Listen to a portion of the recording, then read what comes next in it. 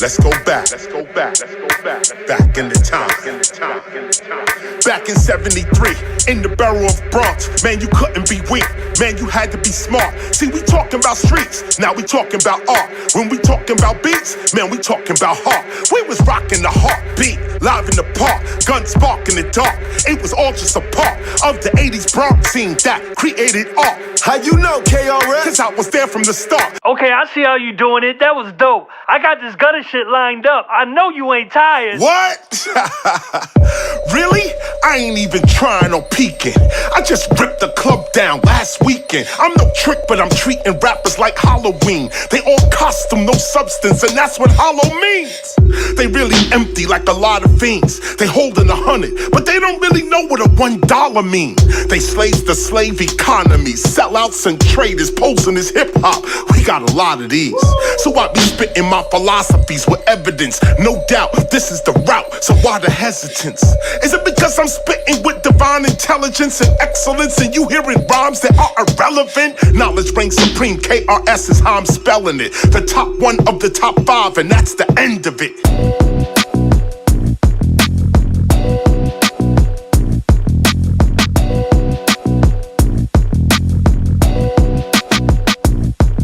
I-M-A-M-C, are you one too? You spell it out as each letter I said to you. I-M-A-M-C, are you one too? That's the title of the project that I'm sending to you. It's a message to MCs that whatever you do, keep your skills tight, the future is dependent on you.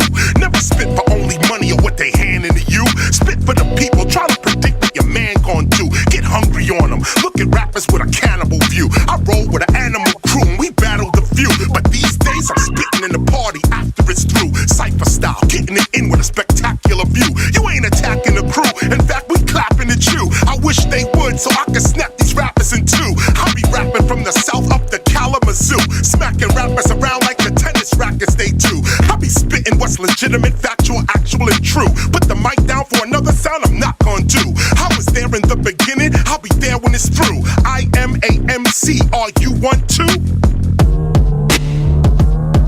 Woo! Oh! Yo, Rick, what you saying? Knock him out the boss, Chris.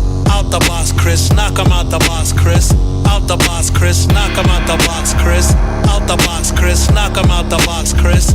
Out the box, Chris. Yeah, I'm spitting truth, ain't nothing fancy. Fake, I can't be. With this microphone, I'm handy. Radio and video bans me, they can't stand me. I'm the opposite of these hoes dancing in panties. Truth seeker, I write for people, not a Grammy. The true teacher, teaching about ancestors and family. The proof seeker, bringing evidence, not the fallacy. The new leader, bringing solutions to the insanity. The strategy, avoid calamity and tragedy. Do not let technology run off with your humanity. I deal with reality, not lemon or Hannity. This is why most of these rappers are not matching me. It's a catastrophe, they got you looking at a screen, and the screen is showing you scenes of what your culture means. A society of poverty, drug dealers and fiends. These ain't the images that tell you what your culture means.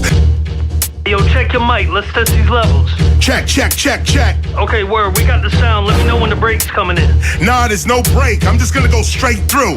Alright, kick that shit. Heaven sent, I can prove this. Any crowd, turn me up loud, KR will move this. Long before Eazy-E, this MC, he was ruthless. Kicking rhyme, spitting rhyme, written rhyme, freestyle, I do's this. Who's this? You don't know me, homie, I'm the one and only. I turn your tool into a toll, tell you you owe me. You ain't gotta go to the past to know me, homie. I'm KRS-ONE, my power is now, Eckhart Tolle. These rappers are bony and lonely, I'll catch them coming out of Shoney's. I don't Oscar or admire, they baloney, no phony. I spit for the time from the mind, so when I spit off the head, of course I'm ahead of my time. Yes, indeed. There's only 2 days left. There's only 2 days left, and the whole world is about to get hit. Hip hop has risen again. And 2 days left. 2 days left. Everybody will have the opportunity to get what it is. That was just a little sneak peek. But I promise you that this ain't just me saying it because I'm on it. This is so on time for hip hop and hip hoppers that everything, I have a strong feeling a lot of the treatment of hip hop is about to change. Um, the teacher is the God. He got the crown. That's it. That's it. The GOAT, whatever you want to call it, whatever that best is, this is it. You see the cover, like he was saying in that thing. that I think it was a documentary. No, you look at a cover like that, you know you about to get some shit. You know it's about to go down. And you guys just heard what it was. So peace and much love to you all. I am Minister SIMONE. We have an exciting reading today, track 4 of Endarkment. And let us welcome for our introduction, Acronologist Minister G. Simone. Thank you, SIMONE. And that was great jamming with you guys downstairs to the album. Yes, 2 days left. It's coming. It's for the hip hopper, and for people that are even not hip hop will learn more about hip hop from listening to the album. So thank goodness for that. For the next 48 hours, you'll be getting it. Let me begin the session. Thank you, Minister SIMONE, for that introduction. Welcome to the Temple of Hip Hop. I am the Acronologist, G. Simone. The Temple of Hip Hop is a hip hop preservation ministry, archive, school, and society that approaches hip hop as a divinely guided global culture of peace and prosperity. As we continue the reading on Endarkment, as SIMONE just mentioned, we learned last week that Endarkment is not a state of ignorance, and it does not imply a lack of spiritual light. On the contrary, Endarkment is the ability to move in the world without aid of intellectual awareness or a plan, a sign, etc. Endarkment is the ability to see in the dark chaos without the aid of rational or logical thoughts. It is a level of spiritual awareness where the teacher, and this means you, appears to operate harmoniously and effortlessly in chaos.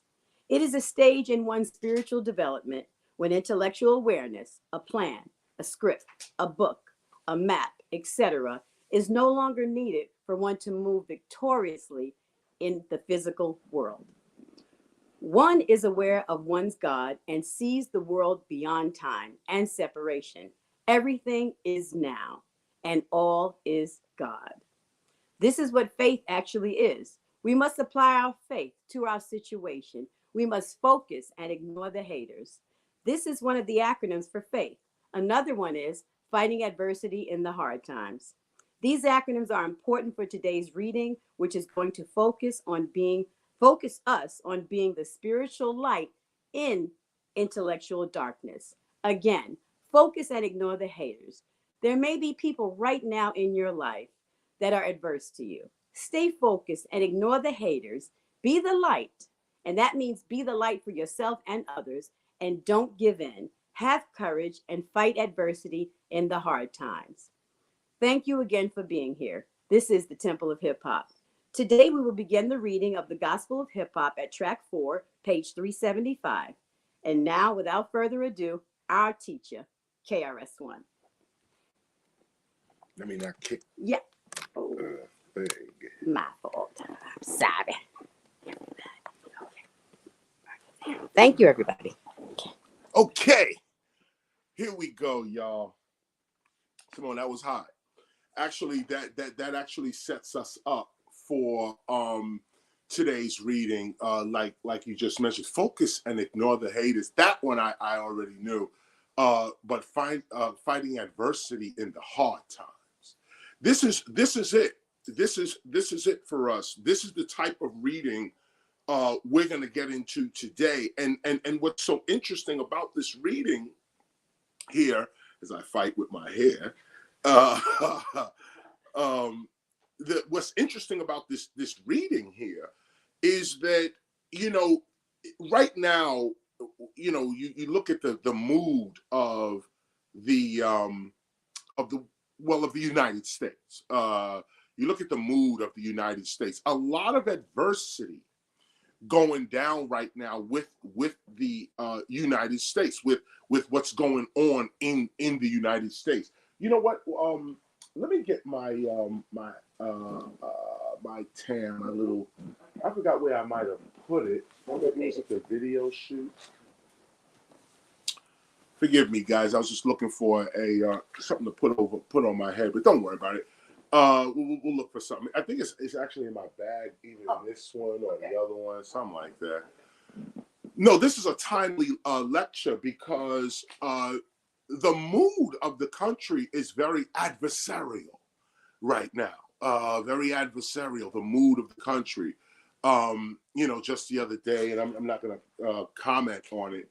But just the other day, ruling went down in the.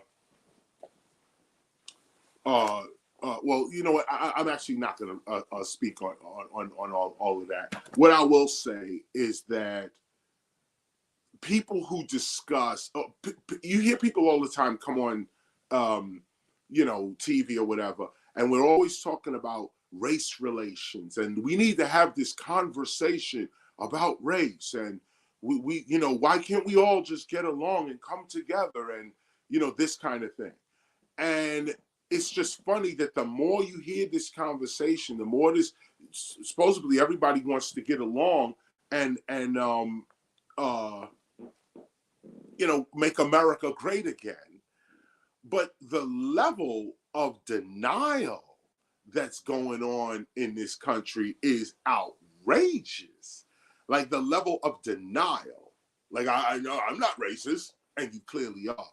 I'm not being sexist, and you clearly are. With evidence. Like, it's not like my opinion versus yours. You show evidence and say, this is what it is.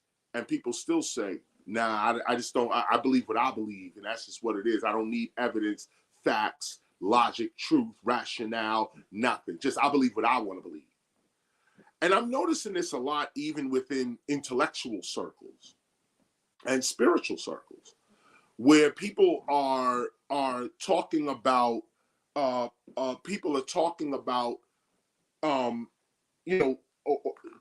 speaking within their clique, like only within their clique. They're speaking within their clique.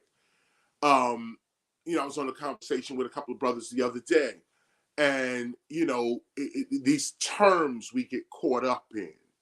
Are you Christian? Are you Jew? Are you Muslim? Are you Black? Are you African American? Are you Moor? Are you Negro? And on and on and on and on. I mean, are you doctor? Are you lawyer? Are you from Harvard? Are you from, these cliquish little things. This is what's causing the adversity that that the country is feeling. Nobody gets along and nobody wants to work together. That's the beginning of the end of a civilization. When we stop cooperating with one another, that's the beginning of the end. And all empires fall, all of them.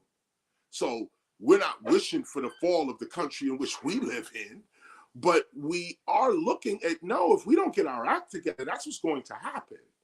The whole situation falls. Boom. This is what it is. And what's so crazy about it is that people don't realize how life can change so suddenly. We was chilling in the 90s, getting money, things was happening. I was at the UN. We were declaring hip hop a culture and all of this. 3 months later, 2 planes fly into the World Trade Center. Nobody even thought that was even possible. 2 planes changed everything. We ain't been the same since. So you think about this and you think about how sudden destruction comes, or further creation. But you think about how sudden change can come on you, and it humbles you. It actually brings you to a better place in your life, because every day can be your last, or you don't live with that worry. It's not a worry. It's a privilege. It's a gratefulness that I'm living today. I'm not going to use this day to argue. I'm not going to use this day and focus on people who want to argue with me. I'm not going to use this day to belittle myself in adversarial conversations. For what? I got something to do. I got somewhere to go. I got things that I need to achieve. Why am I putting my mind on this adversity? Focus and ignore the haters. That's faith. Or that technique, it takes that technique to even arrive at faith. Your faith can be so challenged if you're not focusing and ignoring these haters, people who just hate you. They don't like you for whatever reason. They just don't like you. You can't waste no time thinking about that. You got to think about who are you and where you going in your life. But so many people, emotional, over emotional, spend more time on the hate than on the love. You know, like in the internet, internet situation, you can get 1,000 likes. You put something out, you get 1,000 likes, and then 20 people say we don't like it. You get thumbs down. 20 people. You're more focused on those 20 people than the 1,000 that said that they liked it. So you're throwing away 1,000 people who say, "Yo, we like whatever it is," it's like, thumbs up, and then 20 people say we don't like, and it goes down. You focused on the don't like instead of the 1,000 people that do like. We do this with our lives all the time, not focusing. And that's why that acronym by Simone was so important. Focus, focus, and ignore. See? Focus and ignore the hater. Ignore it. Because, first of all, hate is self-destructive. We don't preach hate here. Temple of Hip Hop ain't about that. It's about health, love, awareness, and wealth. Hate here. It's about peace, love, unity, joy. No hate here. And so when we are focused, what are we focused on? We focused on the love. What are we focused on? We focused on the love. We're not going to allow others to bring us low with their adversity.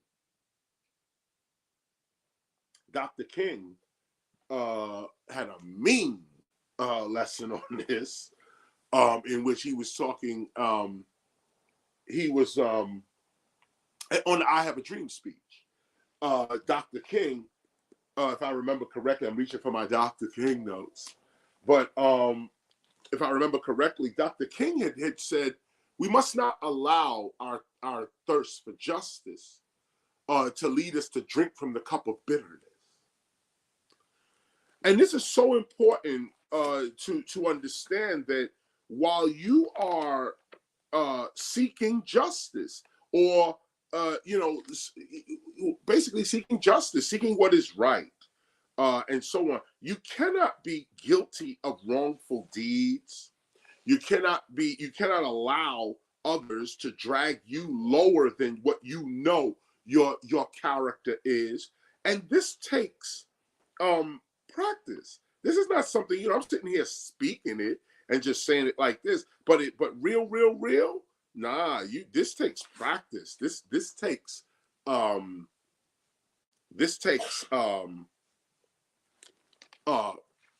just practice, but a character that you have to build. So I'm mentioning this, and I'll find this thing later, but I'm mentioning this because so much of what's going on today has to do with people not realizing the truth and actually denying it because of their emotions. No one wants to be told they're wrong, even when they are. And so if you don't want to realize that you are wrong about something or immature about something, you're never going to correct yourself. And this is really where we are. This is really where we are. This is what it is. Here's what I want to read to you from Dr. King. This is the let me get to this, because this is very important. Excuse me. We don't, page 41, paragraph 40. Oh, you looking at the gospel? I'm sorry, I was looking at I have a whole other notebook. But actually, you know what? You can speed us right up. Matter of fact, you know what? You're right. Hold up, I had my gospel open to today's lesson. Let me just go ahead to what you just said. I should have thought of that, but I had my other notes here. I'll just read from both books. Actually, give me that page number again. 41. Got it. Paragraph 40. So Or you let could me even just start get a little you bit into earlier. it real quick.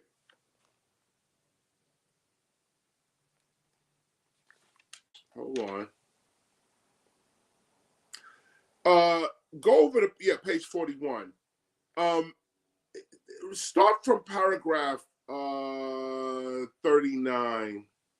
Paragraph 39. Just read this, take this in. During these times of protest, during these times of adversity, during these times when nobody's recognizing truth, evidence, facts, no one wants to be told they're wrong, no one wants to grow up. The painful process of growing up is to realize you was wrong or you was immature about something or needed to learn a little more about something. Nothing wrong with that. Nothing wrong with that. People correct me all the time. I love it. I take it in. I don't take it as a disrespect. Oh, Chris was wrong about this. I'll go and check my notes. If I was, I'll correct it and then correct it publicly if it was a public statement. But if not, and it's just something I corrected within myself or within my writings or whatever it is, that's growth. That's development. That's development. You can't be angry or sad or depressed or whatever, insecure if somebody says, I got a better way. Or that's incorrect. Here's the correct with the evidence. Or you're being racist. Here's the evidence. You can't get mad. You can't get, nah, hold up. Are we trying to make the whole thing better? Or are we just trying to make your interests? Are we just trying to see your interests come through? Or are we trying to see everyone's interests come through? And this is what the fundamental problem is right now. And especially if you want to take it racial and go African American versus the white society, it seems as though white society just does not care about African American existence. And that's really, I mean, think about it. Kanye said years ago, George Bush don't care about black people. And I don't know if that's a quote, but something similar to that. Said it right there, you know, caught a lot of flack. He caught a lot of flack for it. George Bush felt horrible about it. But at the end of the day, this is what it feels like. Whether Kanye was right or wrong, whether George Bush deserved that or not, it's the truth of it is that all the arguments we're hearing about stems from a non-caring place. That's it. You could call it racism, sexism, corruption, government corruption. It all boils down to you don't care. You don't care. Government corruption. Why are you corrupt? Because you don't care. No love in your heart, no care. You get a position and you don't care about it. People struggling every day, trying to make ends meet, trying to hold a family down. And these government officials don't care. Don't care. You in charge of the public. And you don't care about the public. You're only interested in your own self-interest. This is the problem. And if we can't talk about that problem openly without getting cut off, shut up, shut down, then the situation is going to continue to be what it is. And then that forms another strategy which says we got to get the hell out of here. Let's start talking more sovereignty, more independence, more self-governance, because this whole thing's about to go down. Okay? Ain't nobody surviving like this with this constant racism, constant corruption, constant injustice, constant poverty, constant sickness. They say we're going to have to live with COVID now forever. Like just constant sickness, constant. Nah, there got to be a better way to hear our music every day. B-boys getting blown away, but coming outside anyway. We got to find a better way. And that's what thinkers are supposed to be doing. The Temple of Hip Hop is made up of thinkers. Let me read this to you real quick. Start at paragraph 39. But there is something, this is Dr. King. This is the I Have a Dream speech. This is out of Dr. King's mouth. But there is something that I must say to my people who stand on the warm threshold which leads into the palace of justice. We stand on the threshold which leads into the palace of justice. In the process of gaining our rightful place, we must not be guilty of wrongful deeds, and that is underlined. This is it. For us to gain our rightful place, we can't be guilty of wrongful deeds. Let us not seek to satisfy our thirst for freedom by drinking from the cup of bitterness and hatred. That's the line I was alluding to earlier. Let us not seek to satisfy our thirst for freedom. We know we ain't free. We want more freedom. We want freedom, period. Let's not satisfy that thirst by drinking from the cup of bitterness and hatred. I hate these people. I can't stand that. And look at it. Emotionally, you have all the right to hate. Ooh. Or dislike, strongly dislike, somebody oppressing you. You have the right to strongly dislike oppression. You have the right to strongly dislike hate. Hate when it comes to you. Hate. But hate is self-destructive because all emotions are secondhand. Here's truth.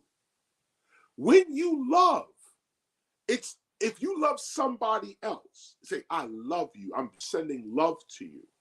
The first one that feels that love is you. The love is in you first. You have to feel the love, conjure the love up in you. Then you hand it out to others. You can't give what you don't got, what you ain't got.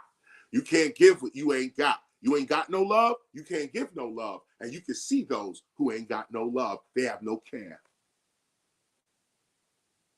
Hip-hoppers can't be like that. We did this for the what? Love. People ridicule us all the time. Oh, yeah, you doing this for the love. Like, get out of here, man. Let's get this money. Yo, let's get this and that. Okay, I understand it. Okay, sure. But it ain't the truth. The truth of the matter is, before the money even appeared, we did this because we loved it. And if you don't have that love in you, you ain't dropping albums. Let's keep it real.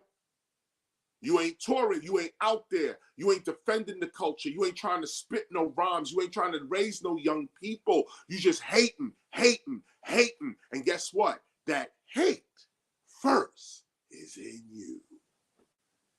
Woo! Hear the truth. Here's the truth. When you love, it is you that get it first. That's healthy. Then you give that love off. When you hate, it is you that are hating first. You get that hate first. Whatever venom you send into somebody else, you getting it first. Then you send it out. All human emotion sent to another human being is secondhand. You got to feel it first. There's even a study which talks about the trauma of parents being passed on hereditarily, or genetically, biologically, to their child. To their child. That's how deep hate can get. You got parents hating, they just hate. Then you grow up with something in you don't even understand. Read further. Let us not seek to satisfy our thirst for freedom by drinking from the cup of bitterness and hatred. So important. We must forever conduct our struggle on the high plane of dignity and discipline. That's underlined. We must forever. Did you hear the word forever? That means the struggle is forever. Conduct our struggle. What's the struggle? What's the acronym for struggle, Simone? Situations. No, what is it? Situations that remind us God's goodness lasts eternally. That's right. Situations that remind us God's goodness lasts eternally. Forever conduct our struggle. Our situation that reminds us that God's goodness, God's grace, God's greatness lasts eternally. We must forever conduct our struggle on the high plane of dignity and discipline. Dignity, discipline. Dignity. Somebody in your ear, motherfucker, you ain't shit. Okay, what are you doing? I'm maintaining my dignity. I'm not going to respond to this. That's a discipline. Dignity is a discipline. We must not allow our creative protest to degenerate into physical violence. That's a rule. Look at this. We must not allow our creative protest to degenerate into physical violence. Again and again, we must rise to the majestic heights of meeting physical force with soul force. And people misread that. Physical force with soul force. You think you don't get punched in your face in soul force. You say, oh, physical. And of course, Dr. King wasn't talking about punching nobody in their face. But when you walk the path, not just read the words, but when you walk the path, soul force is way more destructive than physical force. Soul force, way more destructive when you actually walk the path. There's no kumbaya with no soul force.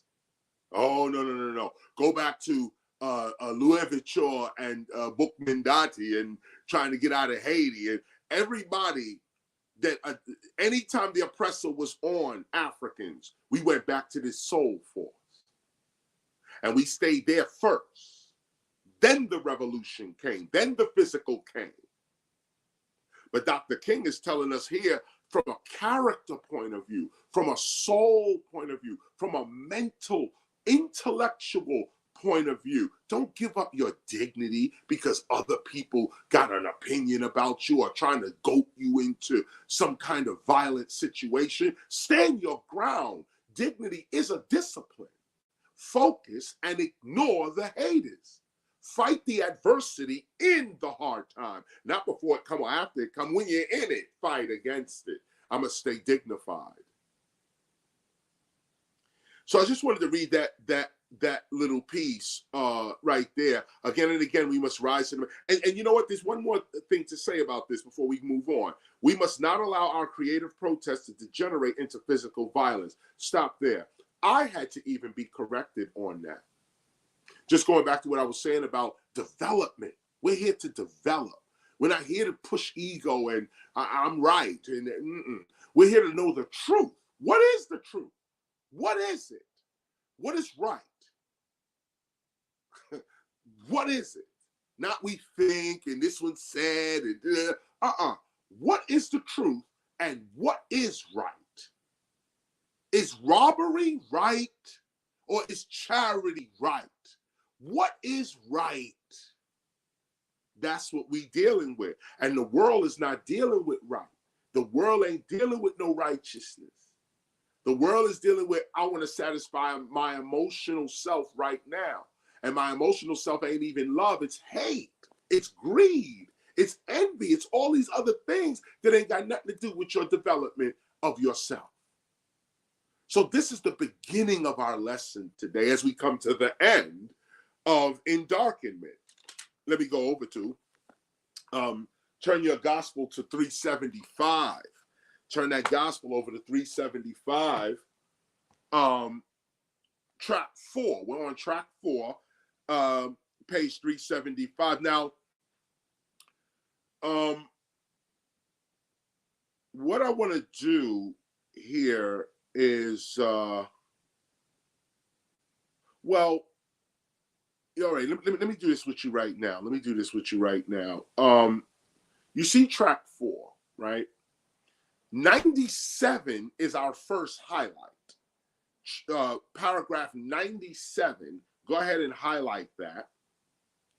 But paragraph 97 is connected to the awareness section of the H law. Now let's go back to page 235.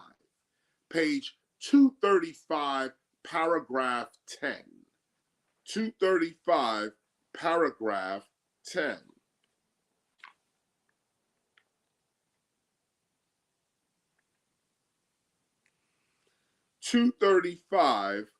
Paragraph 10. Oh, wait a minute, I'm sorry. Did I say 235? I did. I'm sorry, 237. And I'm repeating it too. because my notes are here. Yes, he allowed me to be corrected. Page 237, sorry, page 237, paragraph 10. Now, paragraph 11 is supposed to be already highlighted. So if you don't have paragraph 11 highlighted, go ahead and highlight paragraph 11. But paragraph 10 was not highlighted. Go ahead and highlight paragraph 10 now. And put a note next to it that says paragraph 10 is connected to paragraph 97 of track 4. And you notice that while we read the gospel, I usually point out how certain paragraphs in other overstandings relate to others in other ones. This is for those who are teaching this gospel and need to refer to different parts of it, how you bring a subject all together in one book. You can refer to different overstandings that give you different sides of the same view. So that's why I'm saying this to you. So again, highlight track 10. Let me read it real quick. Track 10. This is track 10. The untrained individual entering a room with an electrician is analogous to the apprentice walking in the world with a teacher. Just as the electrician is trained to identify and restore electrical wiring and power, a teacher is trained to identify leaks, breaks, and clogs in one's creative flow and life circumstances. And then 11 is highlighted as well. The teacher is trained to see God's movements and look past the projected illusions of the material world. It is not that the teacher is somehow above everyone else. It is that the teacher has committed himself to seeing the spiritual world more than choosing to see the material world. The teacher notices spiritual reality. Now, just hold those two thoughts, okay? The 10 and 11, they are connected on page 237 of the H Law. They are connected to paragraph 97 of track 4. Now, I'm going to read this to you here. And just before I do that, realize that I'm gonna give you a technique right quick that starts this off. That when we say the teacher looks beyond the material world, I say I, of course, but we're talking about you as the teacher, you training to be a hip hop spiritual teacher, you training to be a hip hop scholar. That's what we're talking about. The technique of seeing your perception can be, let me use the symbolism of driving a car in the rain. So what we're talking about is seeing spiritual reality past physical reality. How do you do that? So the symbol is this. Try to see the parable in your mind. So you're driving a car on a highway, and it's raining, and you got the windshield wipers going. Now, you'll notice that while you're driving, you're not focused on the windshield or the windshield wipers. You're looking through them. And you're looking at the road. You're looking at the road. You're seeing the other cars. You're seeing the road and the rain and the whole terrain of whatever your view is. You're seeing that. You're not focused on the windshield wipers. Now, every once in a while, you'll notice when you're in the rain, you take your vision off the road and you look at the condition of your windshield. So when you're looking at your windshield and looking at the windshield wipers, you're not looking at the road. There's a peripheral vision or some other kind of vision is looking at the road. You still see the road, but you're not focused on it. You're focused at that moment on the windshield wipers going through. So you look at the windshield wiper and you see the windshield wiper going through. So that means you pulled your vision up a little bit. And so now you're focused now on the windshield wiper. And you could also focus just on the windshield.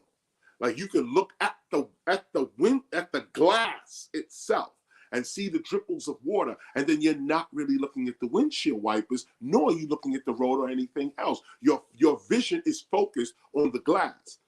yet you can still see the road. Now, all of this is going on like this, okay? All of this is going, I'm just slowing it down so we can look at this correctly. All of this is happening at the same time. All of this is happening at the same time. You're driving down the street. It's raining. What do you choose to look at? If you look at the road, you still see the windshield and the windshield wipers going across your face. You see it's there, but you ain't looking at it.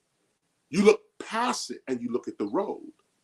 This is how spiritual sight works as well. You're choosing what you want to see. This is the key. If you want to see anything you want to see, you begin to see.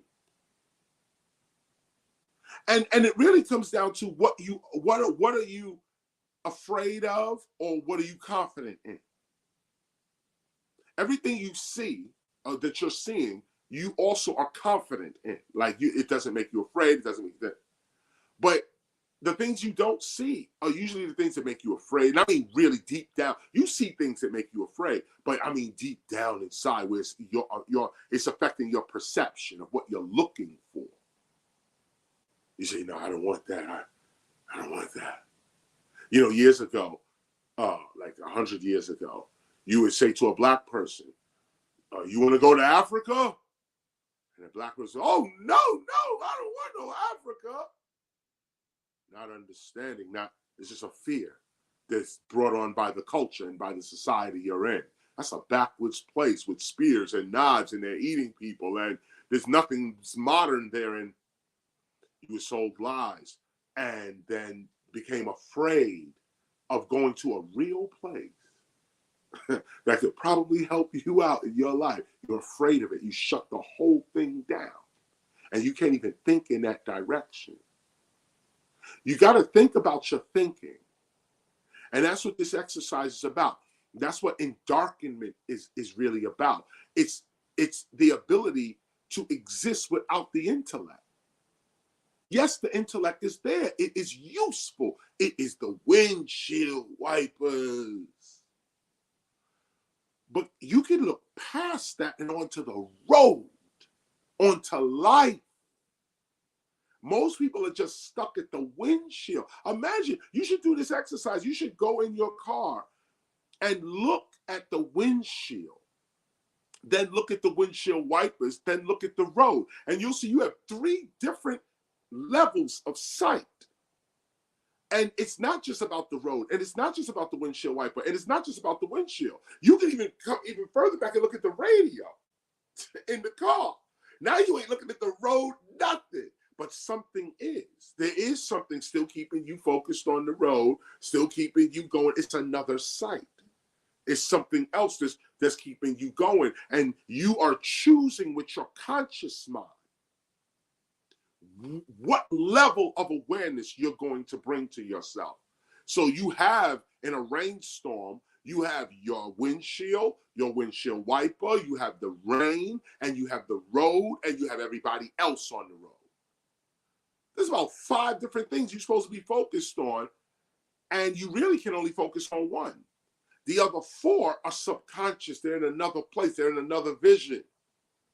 And this is what spiritual sight is. Can you look past the circumstances when the rain is beating on your car? Can you use endarkenment, in this case, another kind of intelligence? You know, we said awareness is light. And endarkenment is another light, not the absence of light, another light, okay? Can you use your other sight, your other light?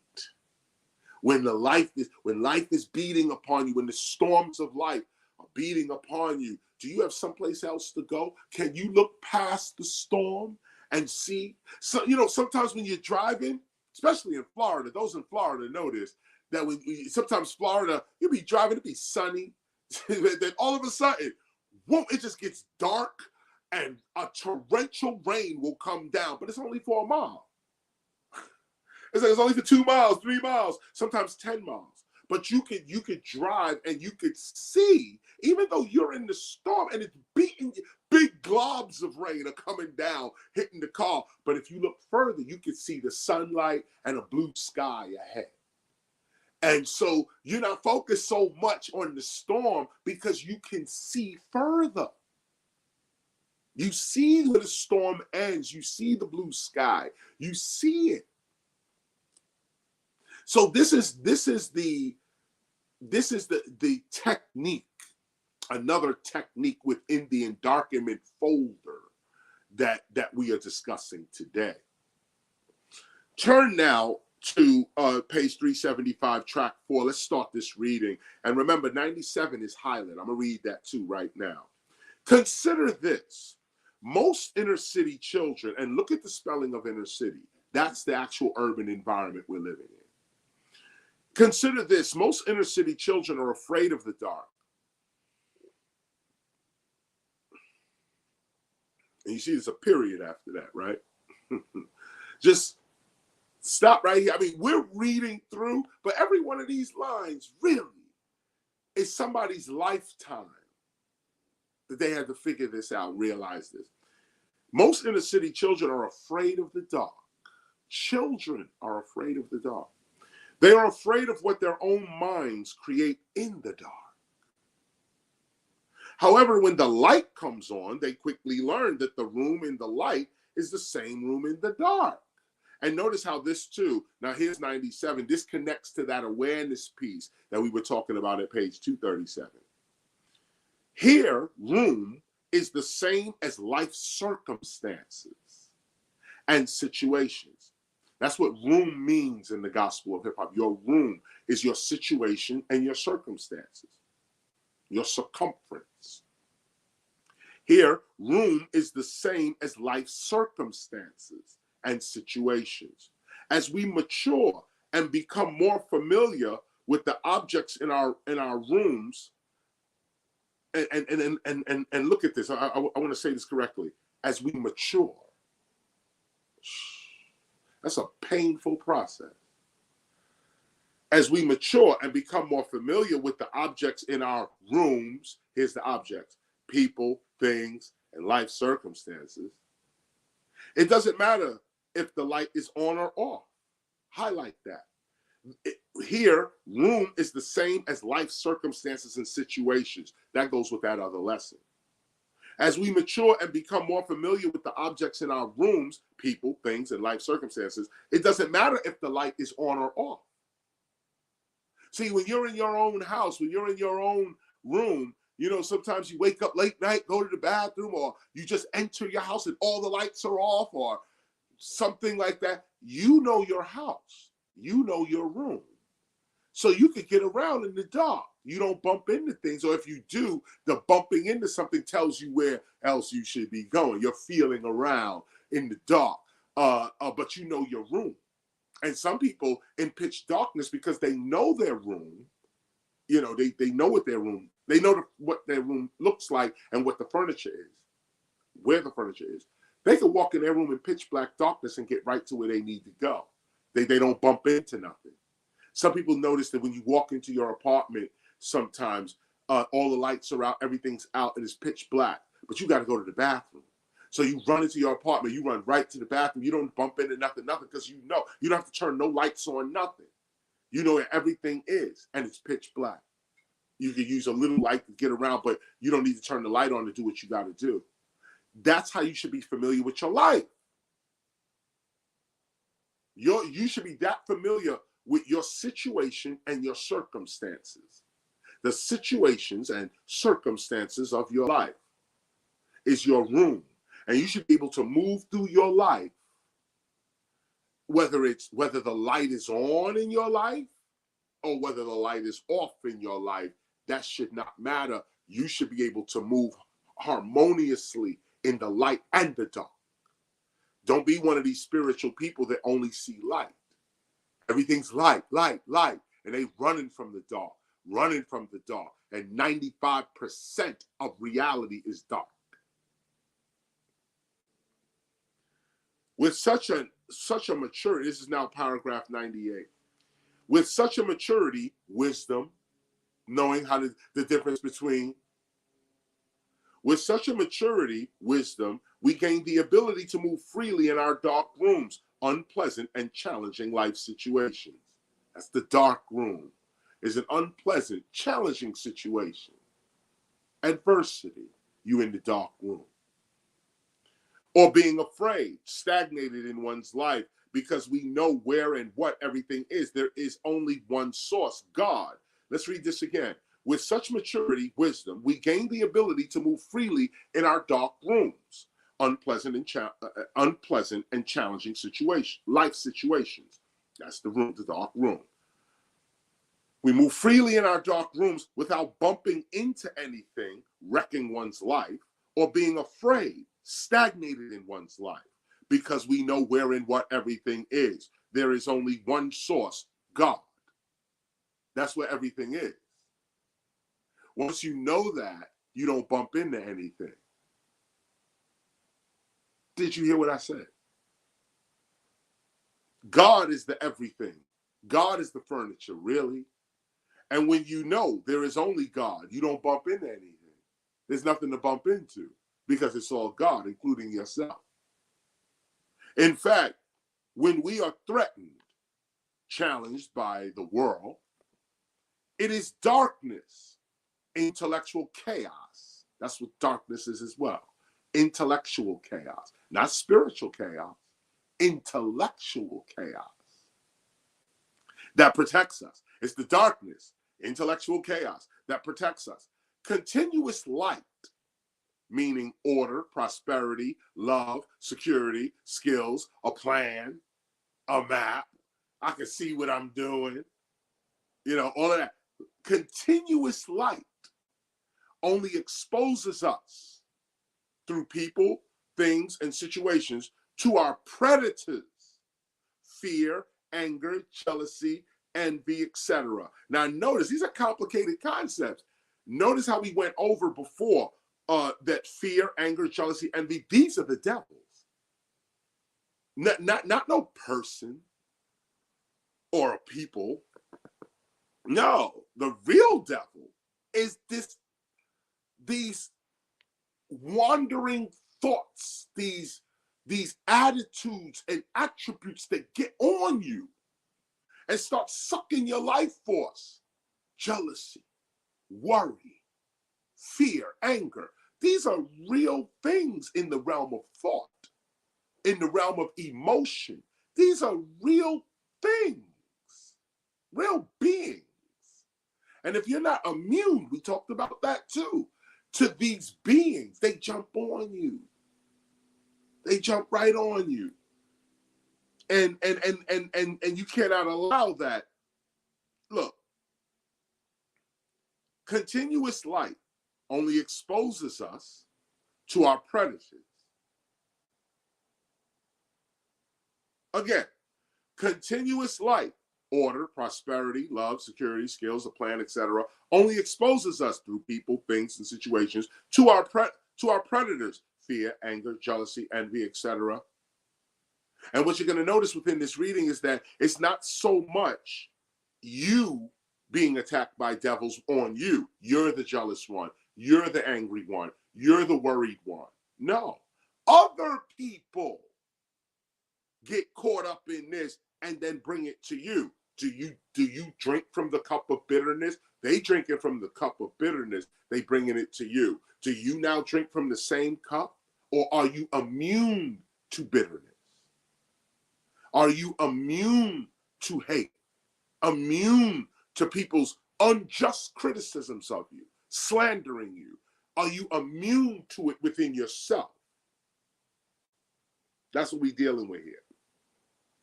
It's spiritual strength. Although order is useful toward the cause for peace, order also gives our predators time to focus in on us. The teacher is like the eye of a tornado. You know, the eye of a tornado is calm. The rest of that thing is picking up trucks and cows and people and houses and ripping them apart. A tornado is no joke, force of nature. But the center of a tornado is calm. The teacher is like the eye of a tornado. That's the center. The eye of the tornado is calm. Attuned hip-hoppers are guided through the darkest rooms of life with an awareness of God's actual presence. Attuned hip-hoppers find contentment in the darkest situations, situations that remind us God's grace lasts eternally. Now, situations that the intellect cannot foresee. That's the darkest situations. Really, what we're talking about here is you don't know what's going to happen. You don't have a plan. You don't know what's going. You just don't know what's going on, and you have no plan. That's intellectual darkness. But the spirit is still moving. The spirit is still moving. Can you tap in? The intellect is like the windshield wipers. You focused on the windshield wiper. But can you look past the windshield wiper onto the road?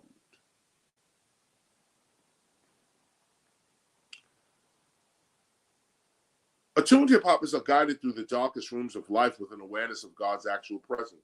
Attuned hip-hoppers find contentment in the darkest situations, situations that the intellect cannot foresee, because they have learned to use their spirit sight to see in the dark chaos. For the attuned hip-hopper, endarkenment is more of a feeling experience than an actual seeing experience. It is an awareness. We call it a sight because the presence of the one God, light, makes you aware and better able to comprehend or see your situation. Here's a highlight, 102, highlight 102. Here, endarkenment is about feeling and then trusting beyond the intellect, instincts, emotions, and senses, God's actual presence, the presence that speaks to and from the essence of your being. This practice is essential for the building of one's faith. This is it right here, y'all. This is it right here. This is it. That's it. Right there. Highlight that right there. It's a wonderful revelation to come to. Endarkenment is about feeling and then trusting your feelings. We don't trust our feelings. We say their feelings and they don't mean nothing. And a lot of times they don't, because they're ruled by emotion. There ain't no evidence on this, ain't no facts on this. So your feelings is, they bull. You know your feelings is BS because they're not based on nothing. There's no evidence backing up your feelings. But when your feelings are backed up by evidence, when your emotions are grounded in truth, this is when you begin to soar. This is when there's nothing that can really stop you. No adversity really can come in your way at that point. So highlight 102. This practice is essential for the building of one's faith. The question here is, can you still see in spirit even when your intellect cannot see in the physical world? That's the point. Does the world tell you what and how it is, pressuring you to assimilate? Or do you tell the world what and who you are, forcing it to assimilate? That's the story of hip-hop. That's what hip-hop did. It did not conform to the world. The world conformed to it. Here, the teacher achieves the ability to accurately see and act in the dark. Chaos. That's what we're calling the dark. Intellectual chaos. Here, the teacher achieves the ability to accurately see and act in the dark, the chaos, by truly walking in the right now of his God. And notice the lowercase g, the capital G, uppercase G, lowercase O-D. The right now of God. The right now of it. Okay. He said, what achieves the ability to see and act in the dark? The right now of God. The teacher would ask, where is your faith if your intellect, sense of security, must confirm your victory before you decide to act? That's not faith. People say, I got faith all the time, but they still waiting for the sign, still waiting for the map, still waiting for the light, still waiting for something to show you the way. That's not the deepest piece of faith. The deepest part of faith as a word is confidence. That's where it comes from, confidence. But in this instance, where is your confidence? If every time you want to do something, like where is your faith? Where is your confidence? If you got to be shown your faith and you got to be coaxed into it. You got to be inspired. You got to see a plan. You should be able to self-manifest. You say to yourself, I am going to do this. Get up and do it. That's a God. Not no lofty man and woman in the sky. Just the ability to move at your own will. That's divine. Because humans can't do it. They say they want to do it, but they can't. And it's these split-second things that define your animal, human, God. Like, quit. Somebody walk up to you, fuck you, quick, real quick. Do you turn around? Whoa, I'm gonna get you. You just defined yourself right there. You ain't God. You're not divine. You just defined yourself right there. Somebody walk up to you, right there, your spiritual principles kick in. You see this as an opportunity, not adversity, opportunity to do something within yourself. I'm not going to get angry. I'm not going to get angry. This person's in my ear talking. I'm going to walk away. Or I'm just not going to get angry. And even take it to the level of the shogun, the Japanese shogun, where they say, with the sword, the shogun says, if I kill you in anger, I dishonor myself. I have to chop your head off with a smile on my face, with no emotion, really, whatsoever. The head comes off, and there's no emotion. I'm doing this for justice. I get nothing out of this. So it's not even a smile on my face. It's that I get nothing out of this. You are in front of me because the universe wants you to end today. So it's not about whether I enjoy this or I'm sad about this or whatever. I am the universe because I've aligned my mind with that. And you're here being adverse to me because the universe wants your life to end today. Can you think like that? Like, really? This person's in front of me because you need this attack. And look at what I'm saying, because again, try to keep Dr. King in your mind on this, okay? Try to keep Dr. King nearby, okay? But the teacher is not afraid to fight. It's just that you don't fight with hate. You don't fight in anger, fear. You fight because it's required for this moment. Dude in your face. I tried to walk away. Dude grabbing me. I'm like, come on, man, please, let me get out of here. He running behind you. Oh, please, let me, listen, man, you got it. It's good. You still running, still talking. I'm walking away. You following me. You doing this and that. Now the 4-5 come out. See, now the baseball bat. Now you on the floor. Now, and it's righteous. And it's righteousness. Straight up. Too many spiritual people are cowards. Straight up. This is a hip-hop ministry, so I'm going to keep it real with you. Dudes is cowards. They claim God, but when the devil in their face, they cower. They don't really believe in God. They don't believe they have authority over that. They don't think that. They say it, but they don't really think it. This lesson here is about really thinking, I got the authority. Straight up. Why? Because I live principles. And when you live these principles, and you know to yourself you're living these principles, you ain't hating, you loving. You ain't stealing, you giving. You ain't ignorant, you reading. You intelligent. You're trying to teach other people. You're not trying to hinder people. You're in support of people. When you're walking in that light, You automatically order from the universe whatever you need. You have the confidence to download whatever you need. And that may include sometimes a sword. Every once in a while. Sometimes that could include a sword. Don't be afraid to fight. Don't look for no fight. Don't try to pick no fight. That ain't spiritual at all. But every once in a while, the devil does rise. And every once in a while, you find your hand having to remove the face. And some of us walk away spiritual going, oh, I feel so bad. What happened? I got into a fight at the bar the other day. That's not my character. It's not my character. I was talking about this the other day. And you got, this is a complicated lesson, okay? I'm not advocating violence here, but I'm not advocating cowardness either. Sometimes you have to stand up for yourself. And sometimes that's physical. Don't be a coward.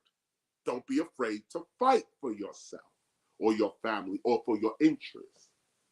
Because keep in mind, those who are afraid to fight physically are also afraid to fight mentally. People could tell you anything and you'll go, mm-hmm. Even if you don't agree with it, you're just afraid to fight for your view. For your view. So everybody got a view in the room. Then you speak up on your view and they're like, nah. Nah, you gotta be like, nah.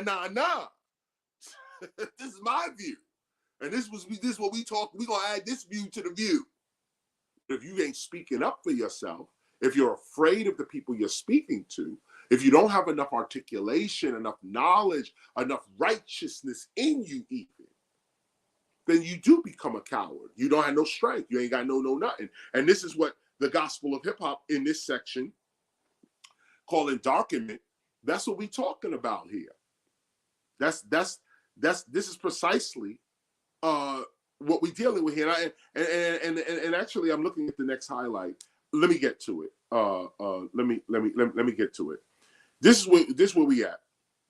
The teacher would ask, where is your faith if your intellect, sense of security, must confirm your victory before you decide to act? Where is your God if she is so distant from you that in order for you to keep up and stay spiritually motivated, she must send you a sign, a blessing, a word, light? You know, where's your spirituality if you got to keep getting a sign? Now, don't front. I love getting signs from heaven. I love when the ancestors leave signs and say you're going in the right direction. So we're not fronting on signs and wonders. That's the truth. But we're dealing specifically with a spiritual technique that many do not know. It's called endarkenment. And endarkenment means I could function in an insecure situation. I can walk on water. This is what it meant. When things are not solid, my ground is not solid. I don't know what to do. There's another perception that you could go to called endarkenment, where you become comfortable in the dark. Meaning you become comfortable in the uncomfortable situation because you choose to interpret it differently. It's not what's happening to you that is the reality. It is how you interpret what is happening to you that is going to be the reality. And so endarkenment is looking at this and saying, yes, spiritual light and all of that is good, but what happens when the light goes out? What happens when there is no light? What happens when there are no signs, no blessings, no nothing? What do? You're not spiritual no more? No, there's another place to go. Paragraph 105. The teacher has realized, and when we say here the teacher, we're talking about you. The teacher has realized that he is light. Did you hear that? The teacher has realized that he is light. That when God sends light into the lives of others, it is the teacher that God is actually sending. Do you believe that? The teacher does not look at life's obstacles as disappointments. The teacher sees all obstacles and criticisms as well as difficult people and challenges sent to him by the one God for spiritual correction and development. You're in my face for me to correct you. I'm not cowering here. You trying to diss? Let's get it started. I'm not drinking from the cup of bitterness, though. I'm not being angry with you. I'm not being adverse to you. But if you are going to go against the truth, if you're going to constantly be adverse to evidence, to facts, to what we know to be the truth, then you must want me to correct you. And so here we go. And you have the spiritual authority to do that if you're living a righteous life. If in fact you're not guilty of wrongful deeds. If you're not guilty of wrongful deeds, then of course you can look at somebody else. You know, people read that part of Jesus' statement, Yeshua it's in Matthew. It's in Matthew, where it says, judge not, lest ye may be judged. For the judgment ye judge, ye shall be judged. I think that's Matthew 7. But what I was thinking of was, instead of pulling the splinter out of your brother's eye, pull the log out of your own eye first. You know, before you criticize other people, take a look at yourself first. Before you look to correct other people, make sure you correct yourself. And correction is a lifelong thing. We're all developing and growing. But if you're not willing to correct yourself, develop yourself. Acronym, what's the lady acronym? Love and develop yourself. Love and develop yourself. That goes straight out to the women listening right now. But men, the lad, the lad, as opposed to the lady. Lady, love and develop yourself. Lad, love and develop. And so, but that's what this is about. Correction is about loving yourself, developing yourself. I was going to give an analysis. Let me give it to you right now. Even I had to be corrected years ago, talking about PM Dawn. I came out with a record called Stop the Violence. I'm serious about stopping violence. I'm a man of peace. I'm not trying to start beefs and all this stuff. I want peace and order. I'm a man of law and order. I like law. I like order. I like to know what we are supposed to be doing. Okay, that's it. So I put the Stop the Violence movement out. Year later, we put out the Stop the Violence movement, and the record Self-Destruction. So I get this persona of being a man of peace and trying to stop violence, but I'm from the hood, street life. Just because I said stop the violence, don't mean any of my friends are actually trying to stop violence themselves. People forget that philosophers are usually around the opposite of the people that they are. Okay, I'm not around other philosophers. I'm around thugs and gangsters and these types of people, and some philosophers. If I say my wife, maybe son one, maybe ministers in a room, somebody, maybe Z's way over at Lincoln University, shout out. Professor Sam as well. These are philosophers that I could go, hang out with. Dr. Priya Palmer, Brooklyn College, these kinds of people, so on. But when you're teaching, you're not around other teachers. You're around people who want to hear the lesson. And sometimes you find yourself in the street, and you can't be no punk in the street. You can't be no coward in the street trying to teach people a new way, and they see you scared. You can't. That's why the Pope and all these. Let me not say that. Let me say that's why a lot of spiritual leaders don't wind up in Brooklyn. Let me say that. Okay, God is universal, but for some reason, the tour schedules of all the major spiritual leaders on this planet never goes to Flatbush, Brooklyn. Never see them in Jamaica, Queens. Never see them in the South Bronx. Never see them in Harlem and the Apollo Theater. Okay, never Lower East Side, Manhattan. Nah, you don't see them teaching in those places because they're their knowledge don't work there.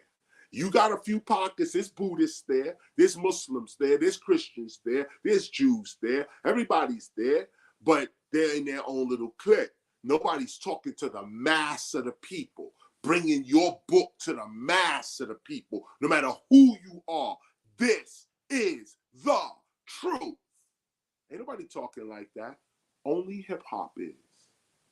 Only. We are the only spiritual path that talks to the entire planet. All, everybody. And if you ain't hip hop, fine.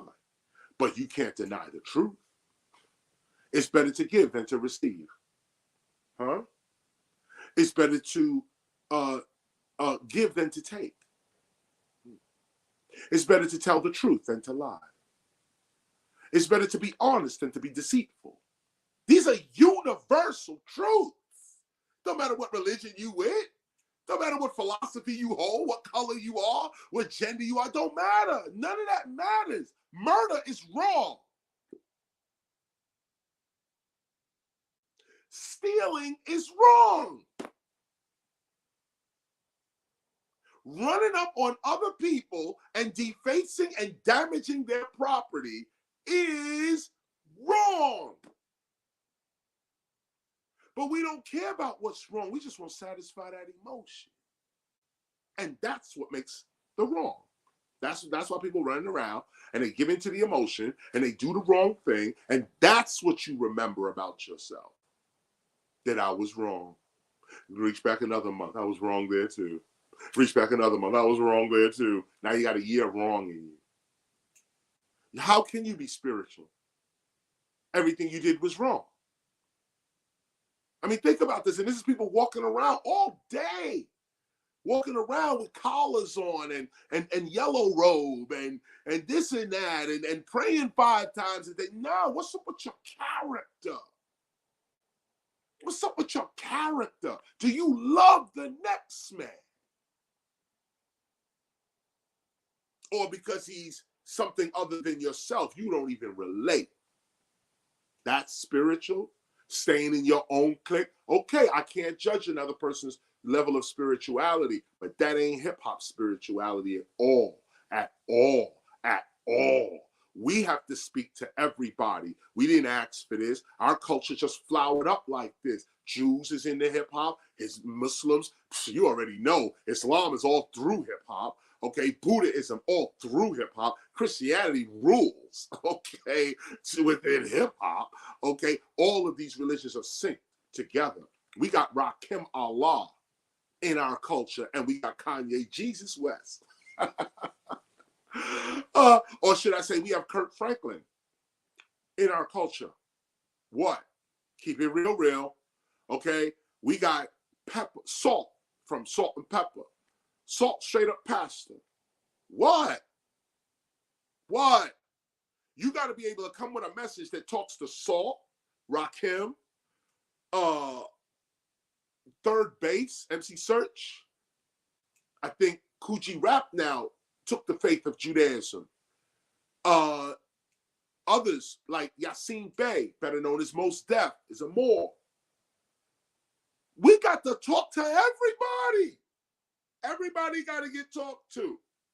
And God has just set it up where the language of hip hop speaks to everyone. We don't need the Christian, Jewish, the Muslim, If that's your deal, that's your deal. And we respect that in our culture.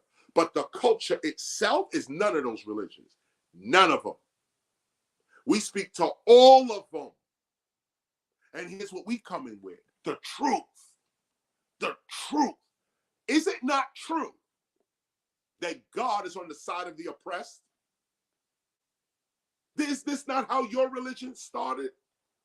It was good for you, but now when it's coming to us, now it's not good for us. Nah, no, God ain't with the oppressed no more. God is with rich people now. God is with the 1% now. God is with sorry, that ain't the truth. All throughout biblical, Islamic, Buddhist, and Hindu, you name it, God is with the oppressed. You want to know where God is? God is with the people in prison. God is with the slaves. God is with the sick. God is with the orphans. God is with the ignorant. That's where God is. Everybody's Bible talks about it. Everybody's book knows it. Everybody knows it. Everybody know that.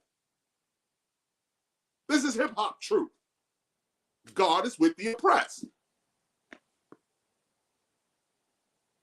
Now, if you disagree with that, then we just have a disagreement, and I'll hear you out. No, God is not with the oppressed. God is with whatever you think God is with, and I will talk to you on that. But if you ask me about me and what my spiritual belief is, and you ask me about my culture, God is with the oppressed, and I got evidence in your book that says that.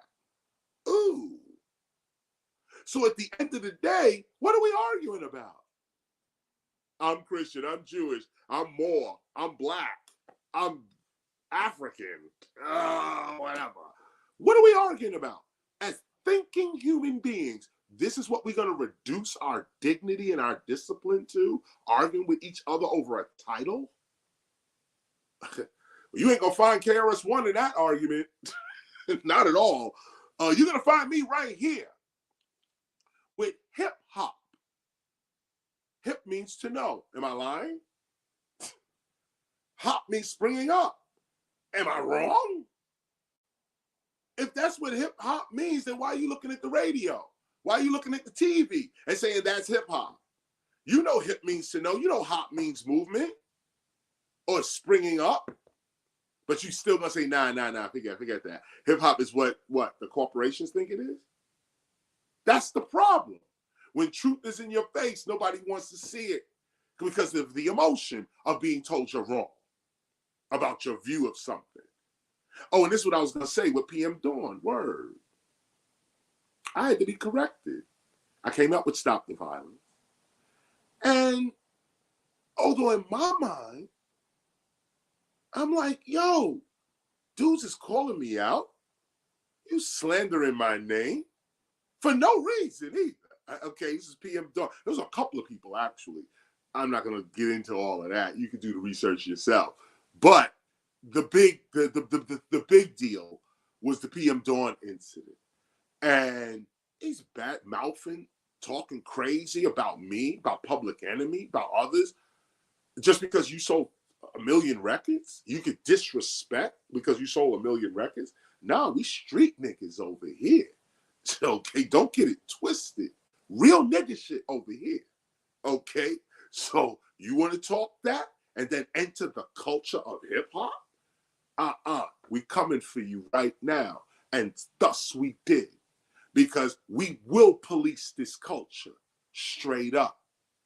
But then, after the incident went down and dude got thrown off the stage, y'all know the story. The hip hop community itself, okay, said, nah, Chris, that was whack.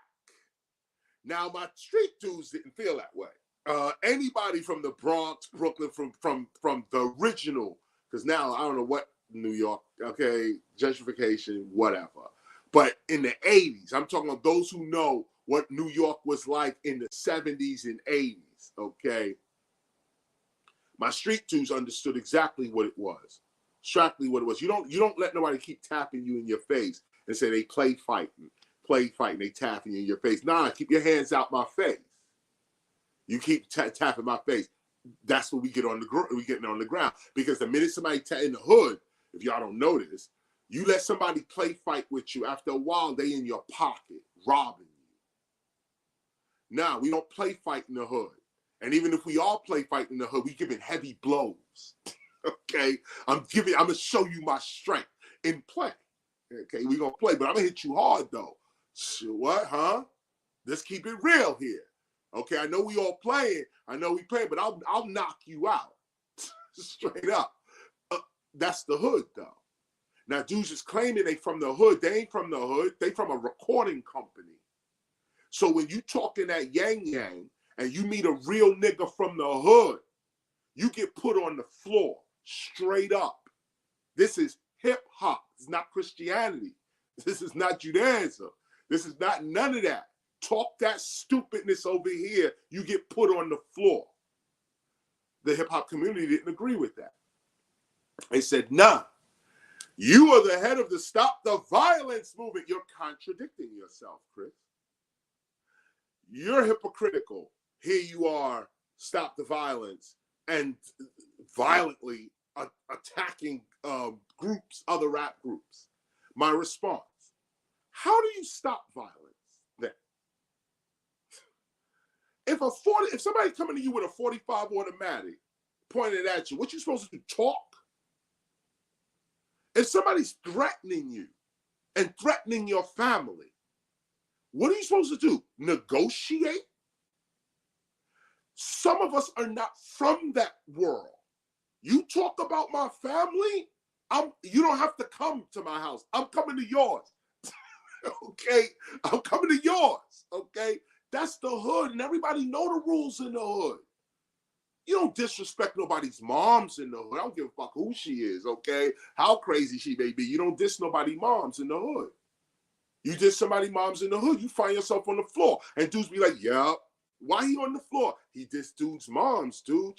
Yo, we don't play that here. Now, of course, in this generation today, everybody gets disrespected, canceled, this, that, and the other, and they're going to suffer from that too in the future because the ignorance is again, no evidence. We live in this. But I had to be corrected. And I said, you know what? I don't agree. I think we should fight for hip hop. I think we should fight for hip hop. I think we should physically fight for our culture. That's what I think. Okay? But I'm a man of peace. That's coming from a place of peace.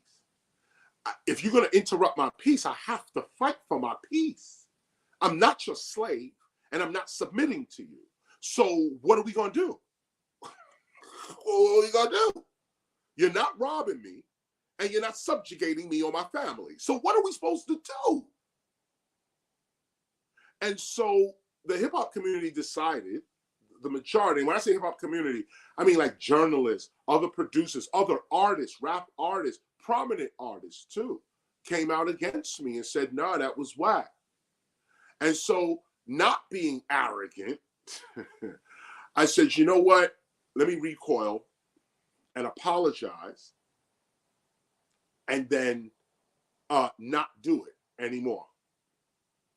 Dead it. And so we allowed others to come in our culture and say they hip hop and ruin the culture, disrespect the culture, all so they can make a fast buck.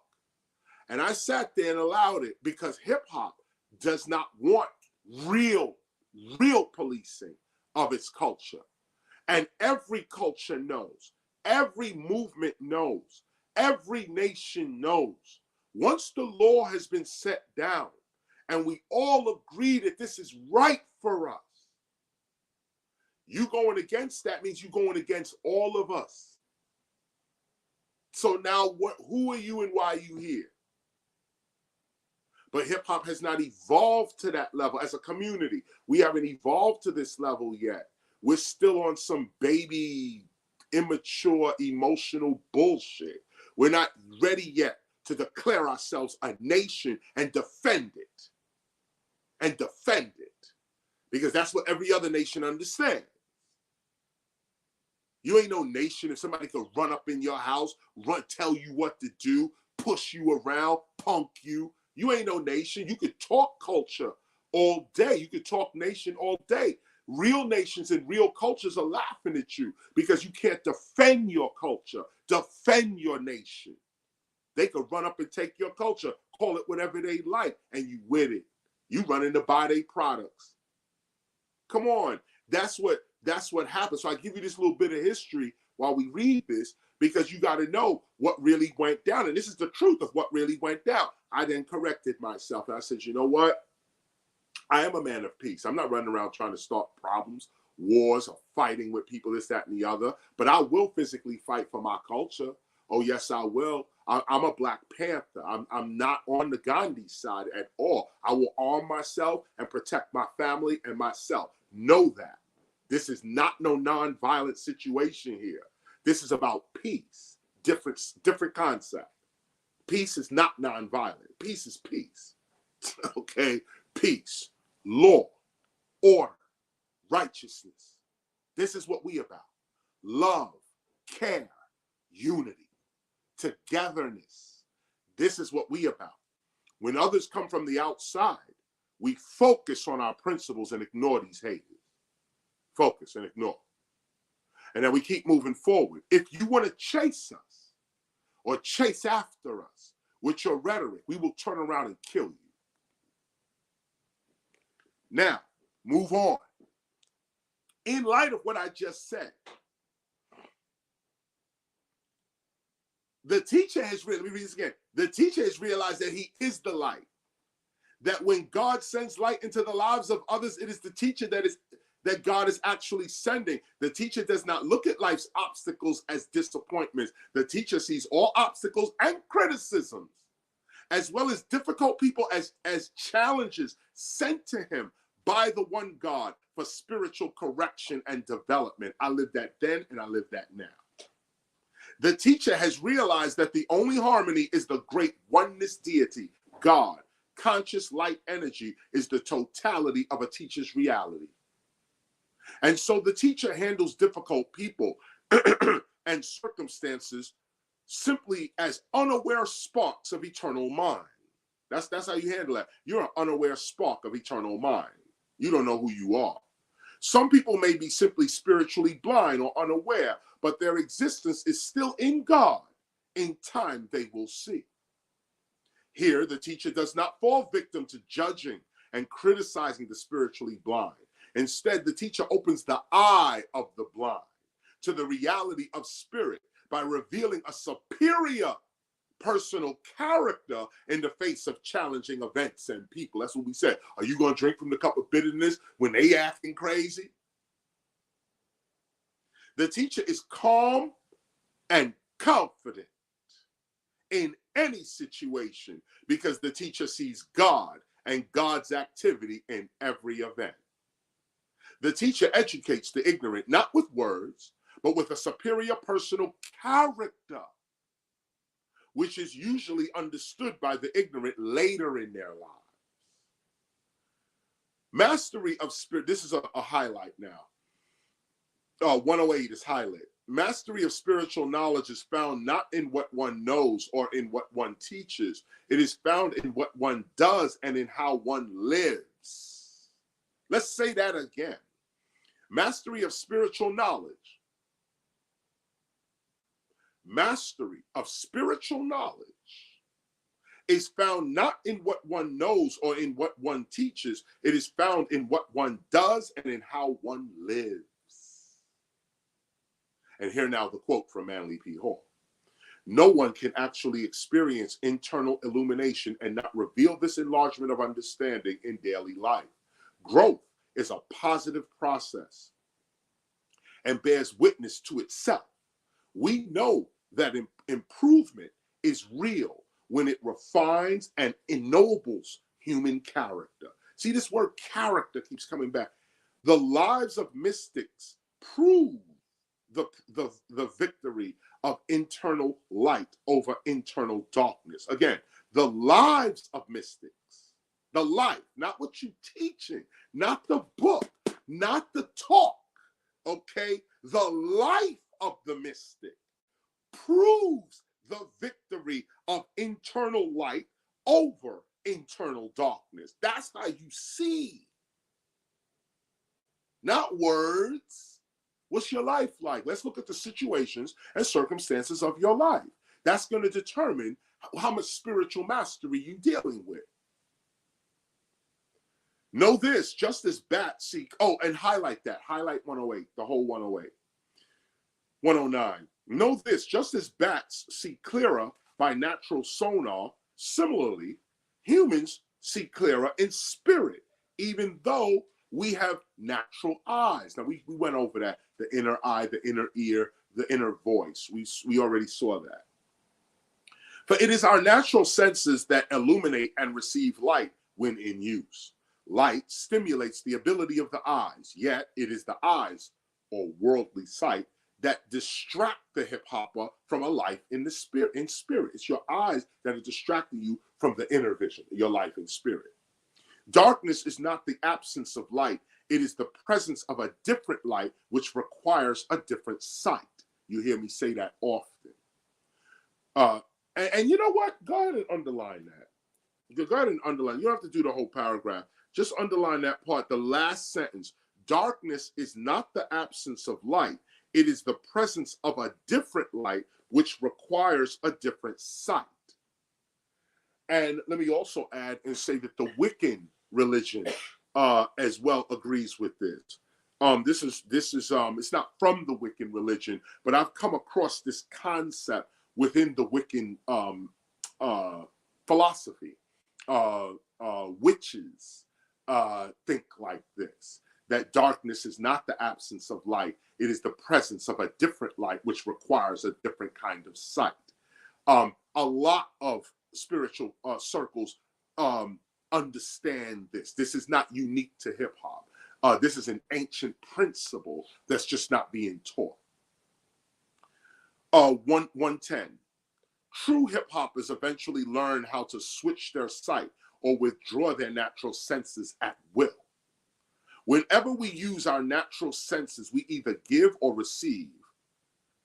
Let me read this one more time. Sorry. Whenever we use our natural senses to either give or receive, we spiritually glow or illuminate. When we illuminate through the use of our natural senses, our very light attracts devils. Now look at the analogy going here. Consider this. There are two ways in which the enlightened illuminate light. One way is when light is received in the form of health, love, awareness, and wealth. These lesser lights, vibrations, assist the enlightened one while in the world. Health, love, awareness, and wealth, they're like lesser lights. They help you in the world. The other way is when those same lights, vibrations, are stored in one's spirit, self, and then given or illuminated toward others. And now this is the highlight, 112. 112 is highlight. You will notice that whenever you try to do what is good or achieve what is good, there is always opposition. One of the ways spiritually minded people know that they are blessed is when victory is achieved in the face of adversity. Such victories, however, should mature you from being just spiritually minded to being spiritually active. Highlight that whole piece. That's a jewel. That's a jewel right there. One of the ways spiritually minded people know that they are blessed is when victory is achieved in the face of adversity. And this is not to brag, it's not bragging, but when you live the life, you can't help but shout the glory of God. You can't help everybody else shouting, I got money, I got girls or guys, I got a big house. Well, I got God. Yeah, let's shout that out, okay? And this is important. This is so important for us to realize. I want to go back up real quick. That's why I'm looking at this. Highlight 112, like I said, but I want to go back up real quick and look at this. When the end of 110, when we illuminate through the use of our natural senses, our very light attracts devils. Look at this. And what did we say the devils were? Jealousies, angers, hatred, fear, guilt, depression. These are the things that get on you, and you've got to become immune to it. So don't think, again, this devil, get that red man out of your mind and get what the real devil is these life-sucking consciousnesses, these ways of being and thinking that ain't doing you no good. And I just wanted to point that out. Okay, so there's two ways in which illuminate light. The enlightened illuminate light. One way is when light is received in the form of health, love, awareness, and wealth. These lesser lights assist you. But the other way is when you give these lights to other people. And now you notice that whenever you try to do what is good or achieve what is good, there is always opposition. But you got to realize, don't give up just because there's opposition. You're being told, and the opposition is there for you to remove it. It's not there for you to cower in front of it and say, man, we got another challenge. This ain't going to work because we can't. No, the challenge is for you to overcome it, not to succumb to it. Such victories, however, should mature you from being just spiritually minded to being spiritually active. And this is the point. For the average hip hopper, adversity is the work of devils. That's the average hip hopper. But for the teacher, transforming adversity, fear, doubt, disbelief, and temptation into understanding, faith, love, security, courage, and discipline is the work of God. And look at the spelling of the God. But for the teacher, look at this. For the average hip hopper, adversity is the work of devils. But for the teacher, transforming adversity, fear, doubt, disbelief, and temptation into understanding, faith, love, security, courage, and discipline is the work of God. Such victories are almost always won in battle. For such adversity strengthens the spiritual skill of the teacher. Knocking somebody out shows you can knock them out, Chris. For we are never afraid to display high spiritual skill against ignorance and other obstacles and traps of inner city life. Teachers are never afraid to fight. That's divine word right there. Don't be afraid to fight. Don't look for no fight. But when the righteous have to get up and fight, you win those battles because you ain't trying to fight. So the minute you get somebody you chasing me, you trying to come after me, you're the aggressor. And I'm living a righteous life. I will win this. I will win this. So then you cannot be afraid to go into battle because you're going to win. And as you go in to win, you're going to learn something deeper about yourself too, and you're going to pull it out. This is me as well. I learned this. I mean, it's not, well, it is, I guess it does influence this writing, but all the battles that I've been in, lyrical battles, as well as street fights, as well, you know, it gives you something. You know, I'm not a soldier, so to speak. I'm not a warrior like that. You know, like some people are born soldier. Like I feel like I need to be on the battlefield. I don't feel like I need to be on the battlefield. I feel like I need to be on the beach, contemplating the tide and how the moon affects the tide. That's where I'm at. Okay, I'm not trying to be no war. I'm not trying to be near no battle. I'm not trying to be even near no arguments. Okay, none of that. But they do come. And what do you do when they come? What do? Are you a coward at that point? Do you allow people to push you over at that point? Do you not state your claim? Not just fighting for your point of view, but confident enough to stick your stick in the ground and make your point. That's what this is all about. Teachers are never afraid to fight. Moving in spirit at the source, in the dark, in chaos, with the natural senses withdrawn, emotionally, meaning emotionally centered, you cannot even be seen by devils wandering ignorance because you are emitting no light, awareness, in the physical world. Your awareness and activity is spiritual with physical results. You deny the value of the physical world. You are not focused upon the physical world. You are not flashing and flossing your light awareness in the physical world. So to the people of the physical world, you are incomprehensible, even invisible. I just went through this. Was on tour, not tour, a show. Did a show somewhere. EPMD was on the show. This is a reoccurring thing. Where EPMD was saying to me that I took some time off. And I was saying, no, I didn't take no time off. I just don't do these kinds of dates. Like these dates, you know, these big arena dates we've been doing in the last 3 months. Seems like every date we're doing is these arena dates, these big 10,000 seater, 5,000 seater dates. It looks like the dates we're doing. Me, I'm a club head. Okay, I like doing club dates right there. So EPMD knew that. You know, most people, other MCs, my peers know this about me. And so they was like, this ain't you. Why, what you doing here? Like that kind of thing. And, you know, they saying to me, the way it looked to them was like I took time off. And it was wild because I didn't take no time off. I've been dropping albums one after another one every year. I've been touring. I've been doing shows. Even during the pandemic, I was working, you know, well, certain places. But, you know, I was never quiet in that sense. But I was quiet to the world.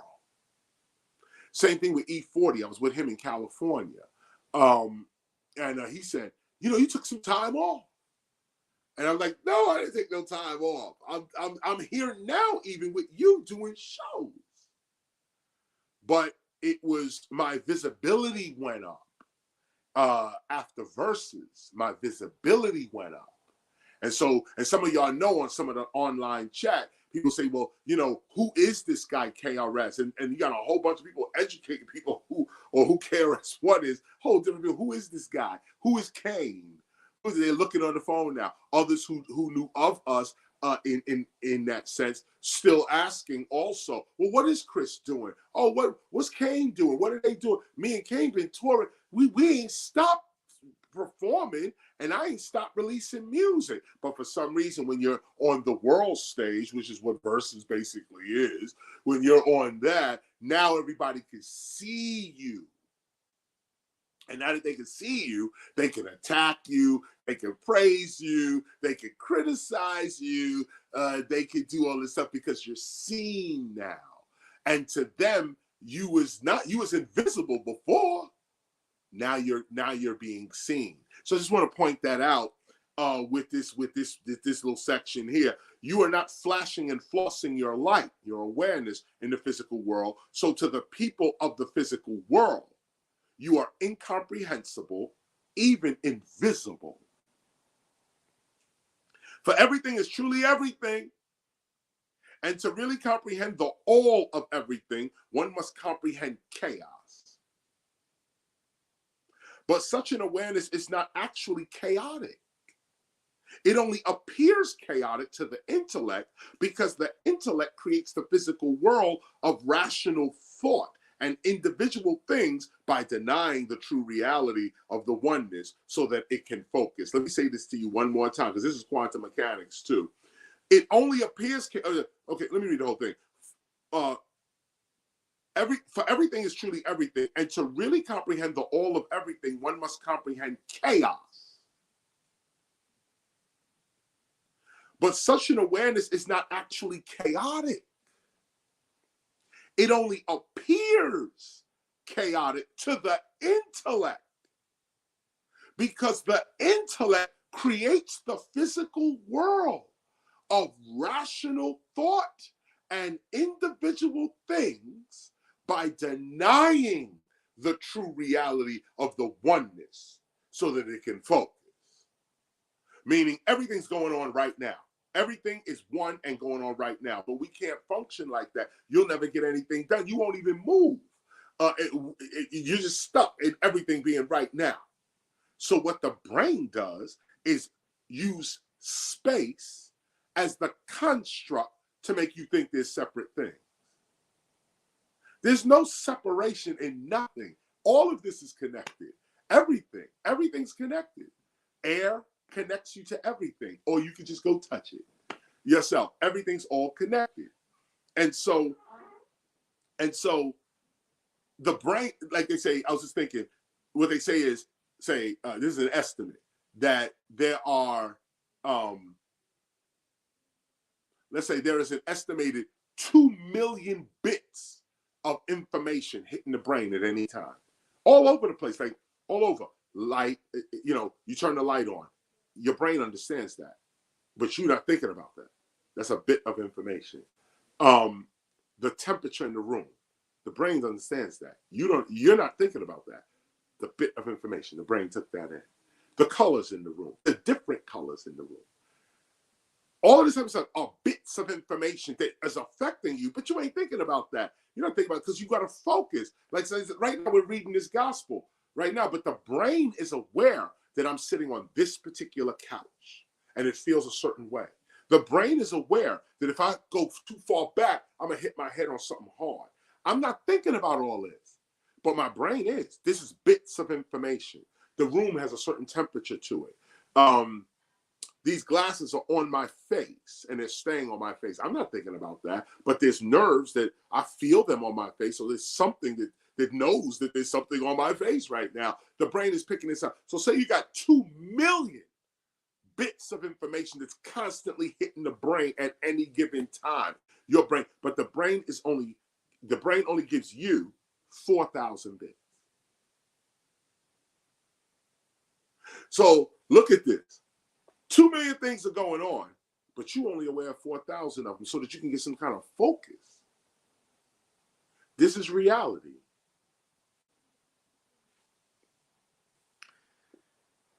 We're going to highlight 117, and 117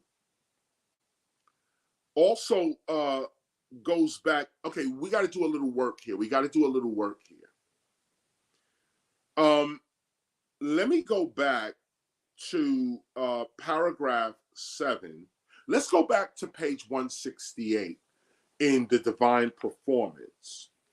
Paragraph 168 in the Divine Performance. Paragraph 7. Go back to page 168 in the Divine Performance. It's just before Perform Love. And hit, go back, highlight paragraph 7 of the Divine Performance.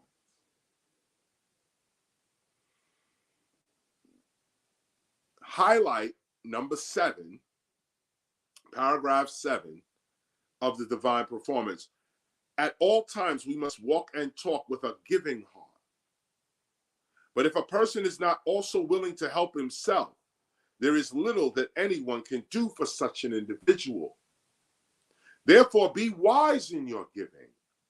Give with the intention to truly help and empower. Sometimes the giving of nothing is the greatest gift of all. Perform your charity.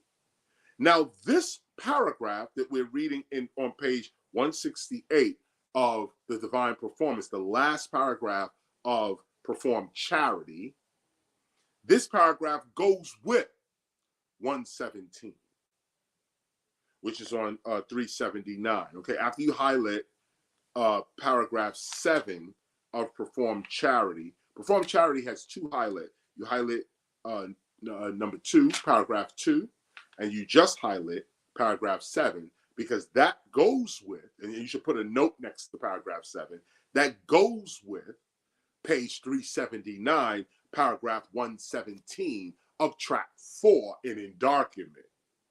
So now we read track 117. However, it can be very uncomfortable and difficult to have your senses continuously withdrawn from sense objects while living in the inner city. Look at the spelling.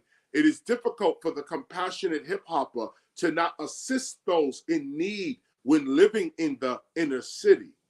But the attuned hip-hopper must always remember that people are where they are because of who they are. Be careful with whom you choose to help, assist, or support. Sometimes you can make things worse. Now that paragraph 117 goes with paragraph 7 of charity. So if you're in, it's for those teaching the gospel, if you're in this right here, you can revert back over to there and say, go back and revisit charity on this, because people preach charity, but they don't really preach that part about not giving is charitable as well. Not giving is a charity as well. I'm helping in this way.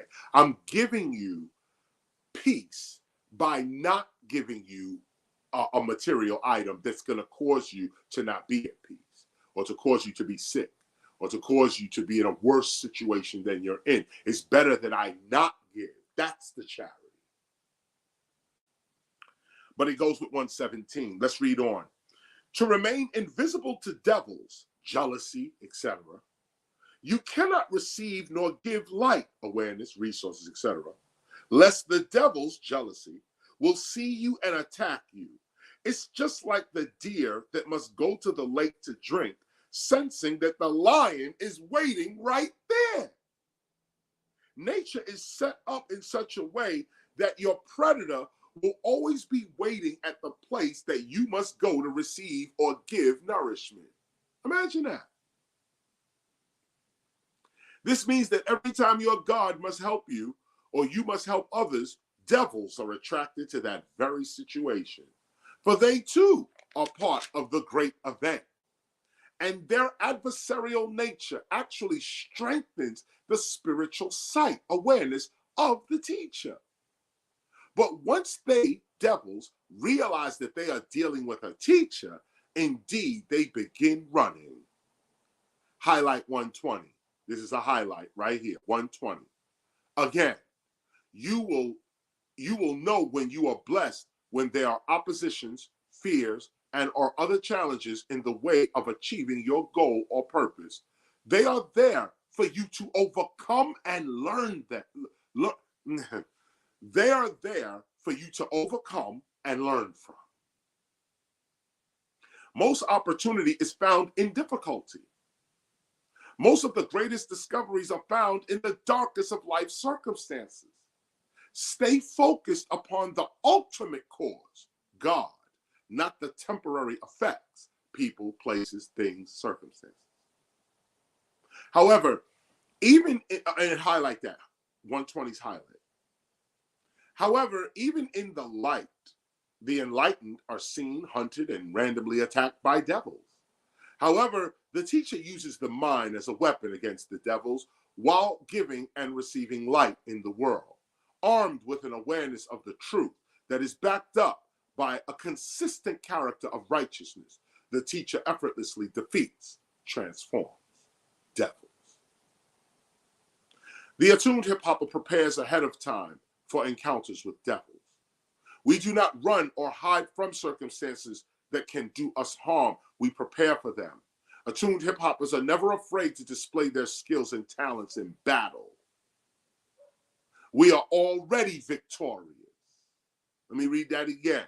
Attuned hip-hoppers prepare ahead of time for encounters with devils. We do not run or hide from circumstances that can do harm to us. We prepare for them. Attuned hip-hoppers are never afraid to display their skills and talents in battle. We are already victorious. The endarkened are not seen by devils because their existence does not always require light, help, assistance, security of their God. They, the endarkened, have learned to walk in the dark with God without the use of their intellectual abilities. After we attain enlightenment, having realized ourselves as spiritual beings, we no longer need the crutch or assistance of a sign, a plan, etc., to guide our intellect and natural senses. At this stage, we walk with or trust our God when we are intellectually blind. When you get intellectually blind, there's no sign, there's no plan, there's no nothing. You trust in your God nature.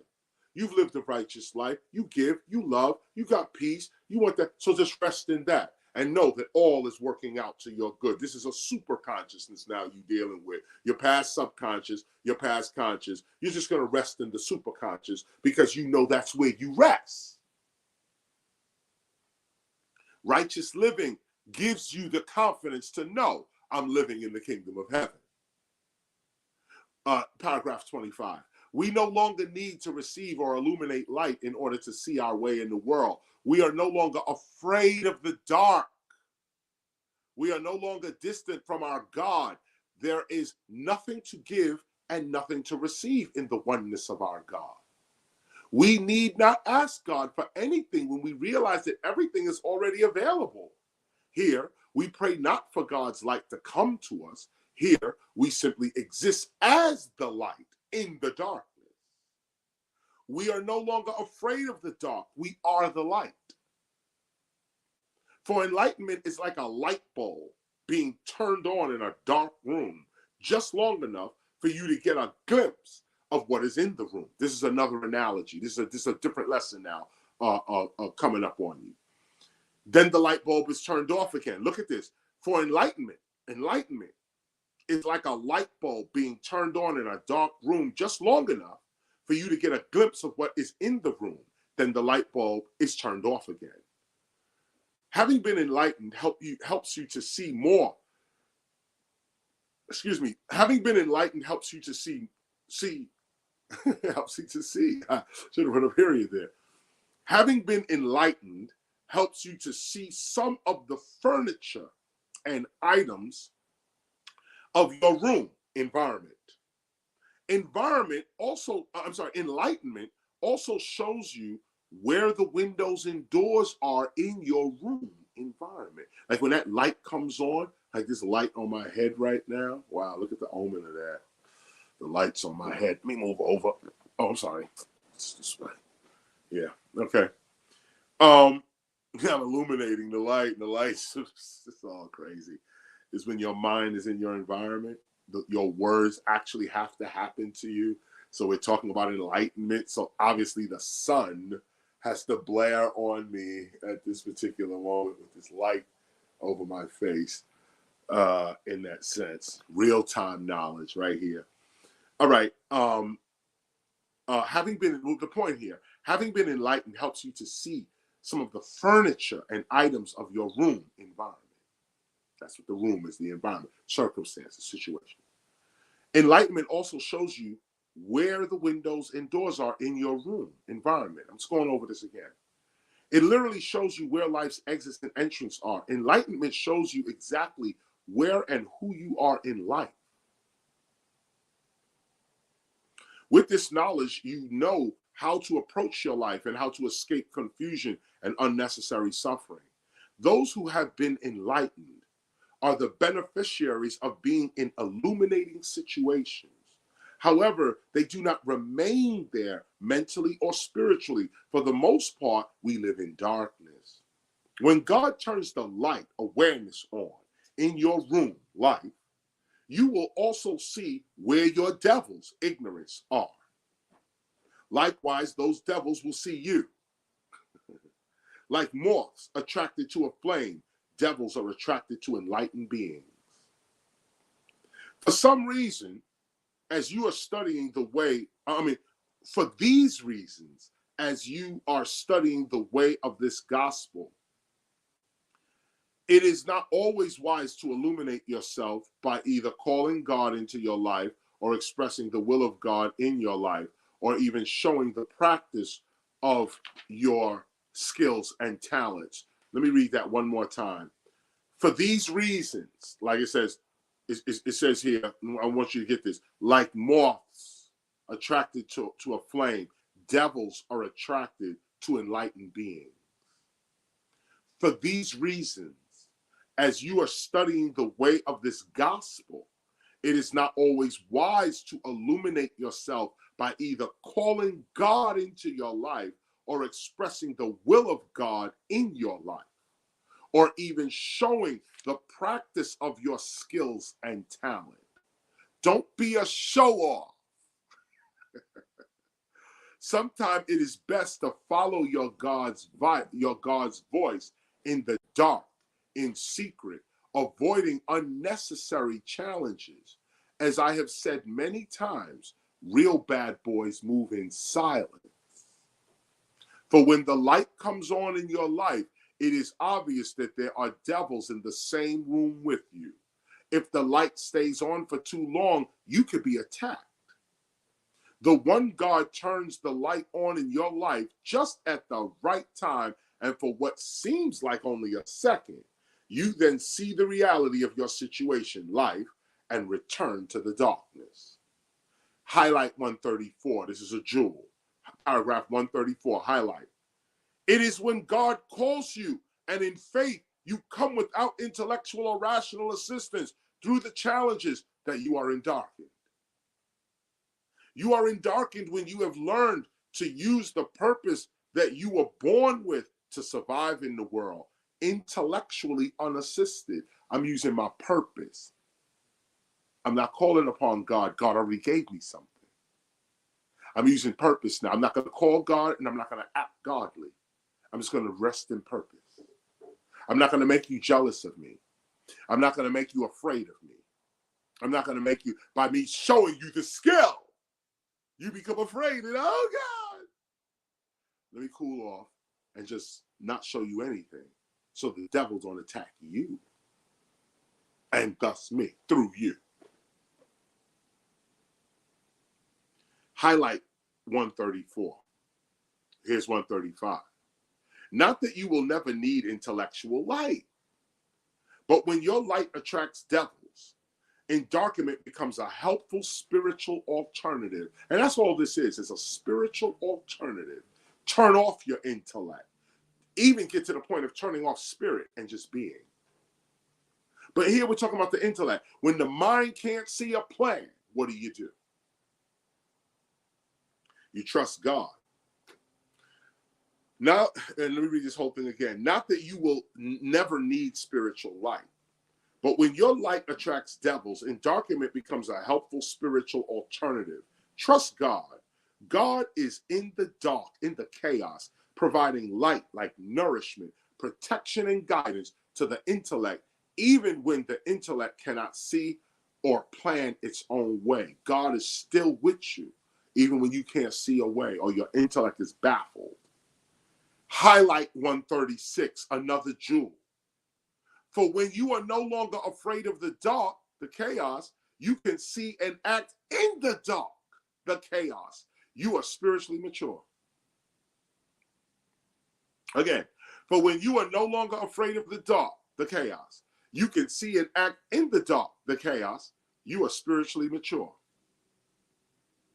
You are endarkened. You move in a realm where everything seems to effortlessly happen right on time and just when you need it to. Your only hindrance is worry, which is actually the denial of God.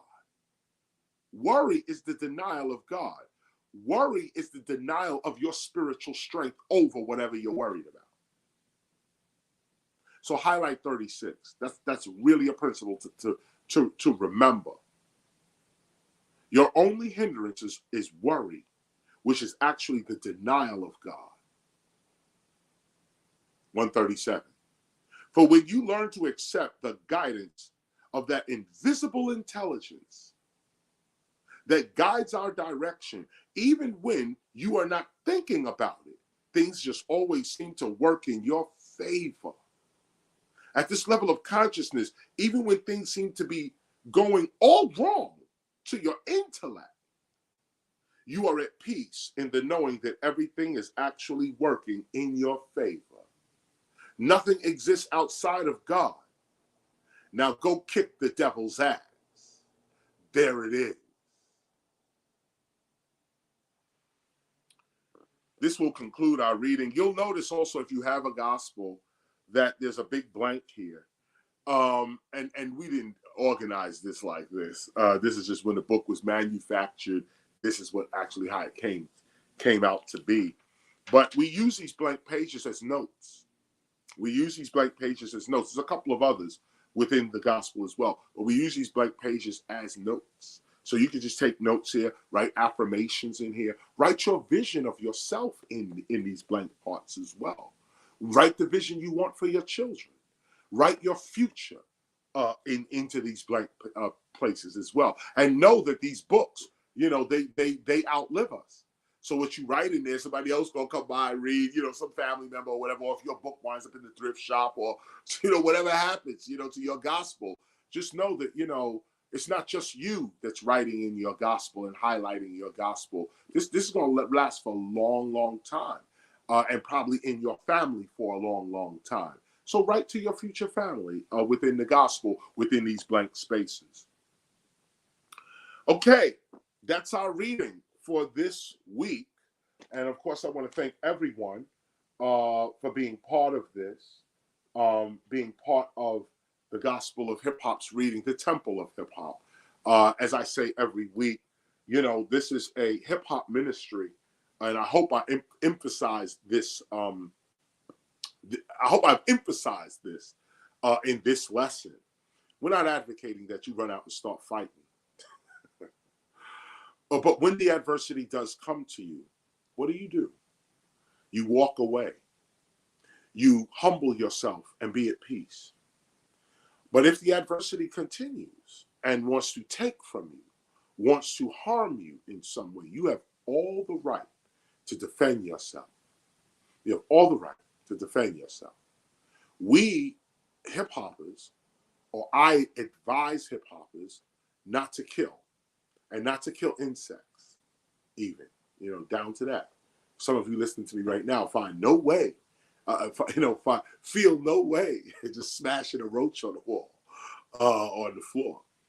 I would ask that you reconsider that and become harmless. Try to live a harmless life on all levels. Try not to be the one that is cutting down the trees and killing insects and so on. Now, there is a disclaimer with this that works within the laws of nature. Any animal or insect or plant that's coming to take your life, you have the right to take it and eat it, probably. As far as nature is concerned, you coming to take my life, I have the right to if I win this battle to the death, I'm taking your hide. I'm going to wear you now as a reminder that this tried to take my life and I'll overcome it. Or I'm going to eat you now. This is what it is. And that's natural law. We're supposed to be a bit above that, but it is true in nature that, and I mention this to say, like, for instance, I'm advising you not to kill insects, just haphazardly kill insects because you may be afraid of them or they may be in your way. Insects are like children. They play. They're playing with you. But there are some like bees, some certain bees and mosquitoes. All mosquitoes are enemies because they're sucking your blood. So feel no way about killing a mosquito or any other parasite that's going to land on you and stick something in you to extract your actual value, which is your blood. Okay? In nature, you have all the right to smash that little creature into another dimension. You're not taking my blood. Now, if you want to get wild with it to a higher level, you can allow the mosquito to suck your blood. You that with it. You're that harmless. That even while the mosquito sucks your blood and is going to leave a lump on you, whatever that section it was, you allow it because you're that harmless. There are levels of enlightenment like this. There are levels of enlightenment like this. There are members of the Buddhist tradition that walk with brooms, sweeping in front of themselves because they don't want to step on bugs. So they sweep in front of them as they're walking. These are levels of enlightenment. May seem silly, may seem trivial even, but the mind that understands all of life, the all of life, the mind that would never kill, the mind that is harmless, that mind doesn't even attract adversity to it, really. But sometimes, because we live in the inner city, the adversity comes. What do? You first try to get away. You first try to run. Feel no shame in running. That's why he got legs. Everything in nature runs from danger. Run. But if pursued, and if this danger keeps coming up and keeps trying to subjugate you and oppress you and rob you and so on, and you have no other recourse, there's no other way out, you cannot be subjugated. You cannot be enslaved. What's the next? What do we do? You take the very gospel of hip hop and you go up against the side of the head of the person that you seem to can't get rid of and wants to disrespect, slander, harm you in some kind of way. We're not playing that here. We're not doing that here. What we're about here is peace, love, unity, joy. Sometimes that means putting a fence around yourself. I don't want to be bothered with all this beef. Let's just put a fence around us. Then dude want to jump over the fence. Come on, dude, what you doing? I'm locking my door and I'm pulling my window down. I'm I'm locking it. I don't want to have nothing to do with that. Now, dude, want to throw a rock through your window, call you a bitch, and say, what? What do you do with stuff like this? This is inner city life. And hopefully today's lesson gave you some techniques to look past what's in front of you and see the road itself, see life itself, not these temporary windshield wipers that goes in front of you only when the storm is hitting. Can you see the blue sky down ahead? Can you see past your windshield and past your windshield wiper? That's the gist of the lesson today. And we finished Endarkenment. Congratulations.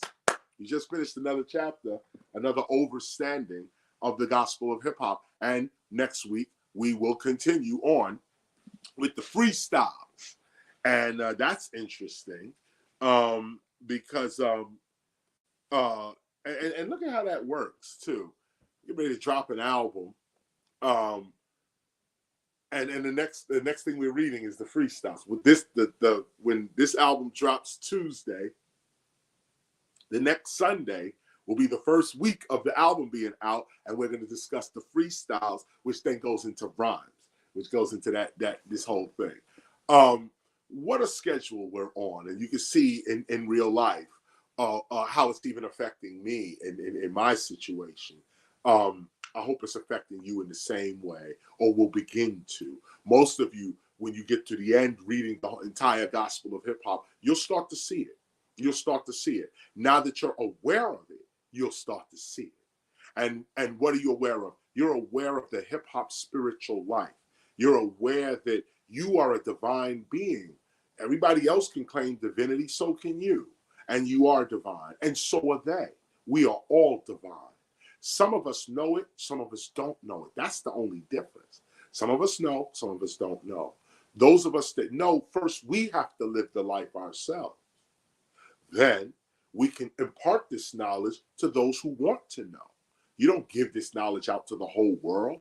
You impart it to those who want to know. Open your school. Start a small study group within your home. Those that want to know. This is not something to just blurt out. Oh, yo, I got a spiritual knowledge book. No, that's not what this is. This is for serious people who are trying to live a spiritual life in the inner city. And many of the major religions today don't have no answers for us. They don't have no answers for us. And they're not coming into the hood to give us any answers. So from within, we're going to have to come up with our own answers. And that's what we're doing. That's called the gospel of hip hop as a teaching. And it's called the temple of hip hop as an institution. Every Sunday we do it. Every Sunday, this is what it is. And I'm going to hit y'all with the commercial again. I'm going to hit y'all with the beginning, the video, the beginning, because we are bringing light to our project. It's called IMAMCRU12. Each letter spells out the album. It comes out February 22nd, which is this Tuesday. Make sure you can't cop a copy, but just take a listen to it. Stream it, right? Yeah, that's what I'm supposed to be saying, right? Stream it when you can. Take a listen to it. It's an MC's album. And I'll say this too before I go. Between the protests, that's more timely now than even when I put it out, because the title speaks for itself. The album was written for when the protest was not happening, for when protests were not going down. The album was written because I said between the protests, BDP, between the protests, meaning listen to this when we're all back to the same old nonsense again. We're all back to the same old yeah. I said it last week as well. We forgot that the George Floyd Justice and Policing Act was never passed. Nobody's rioting, nobody's uprising, nobody's protesting, none of that. It's just, and this is how they do us. They know, oh, you just out there mad and you just gonna rip things down. You ain't gonna follow up. You ain't gonna follow up. And governments know this. People who study people know this. And we can't be so predictable like this, but nonetheless we are. So the album is between the protests. Make sure you listen to that as well. Brush up on that, because that's the mind state you're supposed to be in right now. right now. But here's I Am a MC, Are You One Too? It's an MC's album. I'm getting into the skills. I'm just getting right into the skills. And the skill, the preservation, the preservation of this particular skill. This is our preservation of hip hop. When you listen to it, it's not just this is the preservation of hip hop. Us teaching and coming together like this. This is a preservation of hip hop. I would say the main preservation. Us learning our language together, coming together like this every week. This is the preservation of our culture. But every once in a while, you got to express the culture. You got to show the mastery of your elements, breaking, MCing, graffiti, or DJing, beatboxing. You got to show the mastery of that. Not just talk about it, but the mystic's life itself shows the victory or the internal light. What Manly P. Hall said, it's the life. It's the life. So hopefully, I'm hoping that I'm showing you guys not just talking out my mouth about hip hop, but that I'm showing you some sort of skill mastery, that I'm still putting albums out. I'm still doing shows. I'm still doing tours. This is what hip hop looks like at 56. That's what it looks like. And we ain't stopping. It said hip hop, you don't stop. A lot of people don't take that seriously. And this is the point. When we were young kids, it was like, yeah, hip hop, you don't stop. We're going to take it to the grave. Then we got 30 and said, oh, I'm too old for this. I can't. I'm just, blah, blah, blah. No, then we wasn't serious. You know what I'm saying? Here I am in my mid-50s. I have no time. I'm not even thinking about stopping. We got a city to build. Okay? These little albums and stuff, that's just, to keep the skill going, keep the culture hopping, to really preserve what it is we're doing. But we have a vision that's way larger than putting an album out. But I mention this to you because we deal with the three natures of hip hop. First spelling of hip hop is consciousness, which is what we're dealing with. Second spelling of hip hop is the culture itself, and we're dealing with that. But when do we get to the lowercase HIP, lowercase HIP-HOP, whatever spelling? When do we get to that? Rap and rap-related stuff. When do we master that? And that's where we are this week with the release of I Am a MC, Are You One Too? We're getting down with that lowercase hip-hop right now. And displaying our skill as MCs, as rappers, as masters of our ceremony. We are displaying the skill. So make sure you get a listen to that. I'm giving out some sneak peeks. Son One, the producer, lead producer on the album, he did his thing. It's crazy. Wonderful production on that, and he put together a snippet just now for our call. We'll play the snippet again, give you a little bit of it.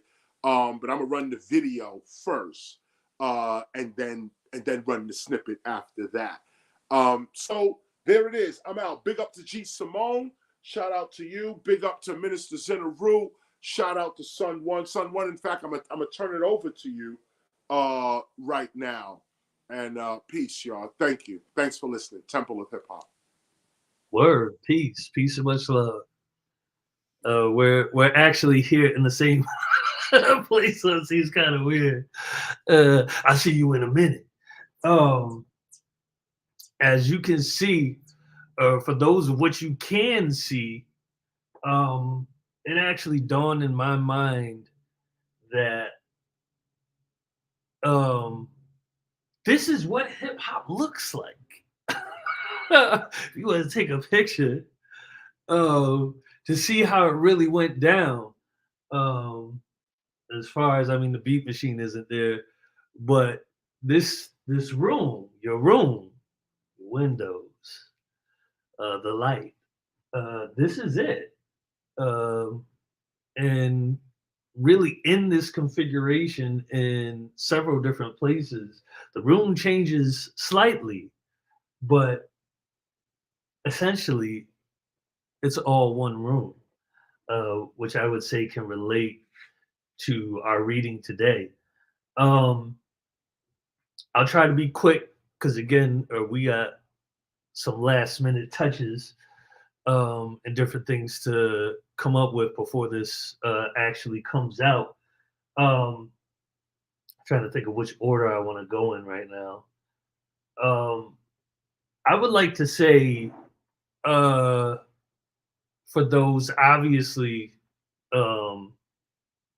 I see a suggestion was left. There is a point, for those who are here normally, that we're getting into this thing. I'll play the video, come back, answer approximately 3 questions, 4 questions, and then we'll be out. But you would have to be here on a consistent basis to know that. So my question would be to those that are trying to take this seriously. Things are happening in your life. Obviously, well, things are happening in everybody's life. The chaos that I tend to, one, maybe pulling your intellect in several different directions. But as we're trying and going through this, and we have our highlights, and for those that are to be teachers in the future, teach us in the future. First of all, everybody should know I'm going through this class with you. or this is the first time that this is happening, and it's a very, very special time. And so to know that, TEACHA talked about being a real God, being free, essentially, to tell yourself what to do. And for me, getting here and doing this every Sunday, you all must know that we are purposely forcing ourselves, which isn't really much of a force, because we're in the mastery of ourselves, which says, Sunday, we do this. I'm going to do this, and we do it. So for whatever reason, for any who may be coming in and out, try to figure that out. Try to figure that out, especially now, because this will not be available in this or publicly like this forever. We're leaving it up for those. Go back and catch up if you've missed something. But again, it's like when you come off the way that happened, and it's clear to everybody who is consistent, you look kind of crazy, or that's a crazy energy to bring to our service. Where we're meditating on the deeper inner knowledge of God. That's weird. And so I would say, check that out.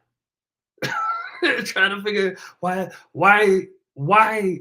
we're talking about the control of your emotions. Literally, like, and this is so real time, it's real. We're talking about being able to control that, not to jump prematurely. Here, if any place during your week, and I think I said this a couple of weeks ago, relax.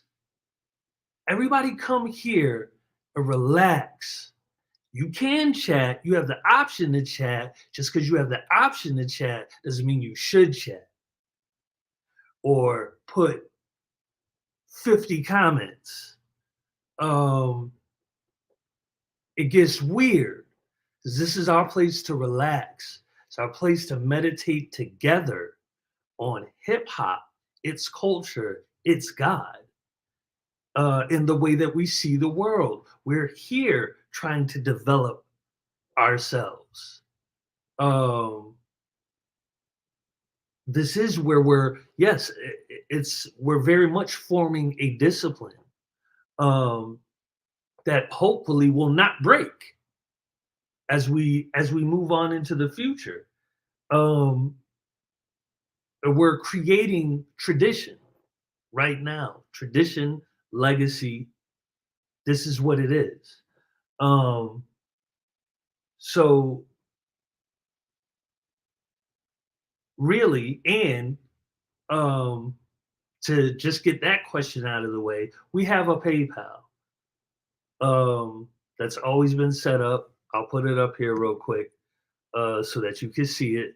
This is our preferred way. We know there are several different ways, but this is our preferred way, and we would ask that you take the steps to showing your seriousness if you would like to donate of some shape, form, or fashion. There's a PayPal. There is a way.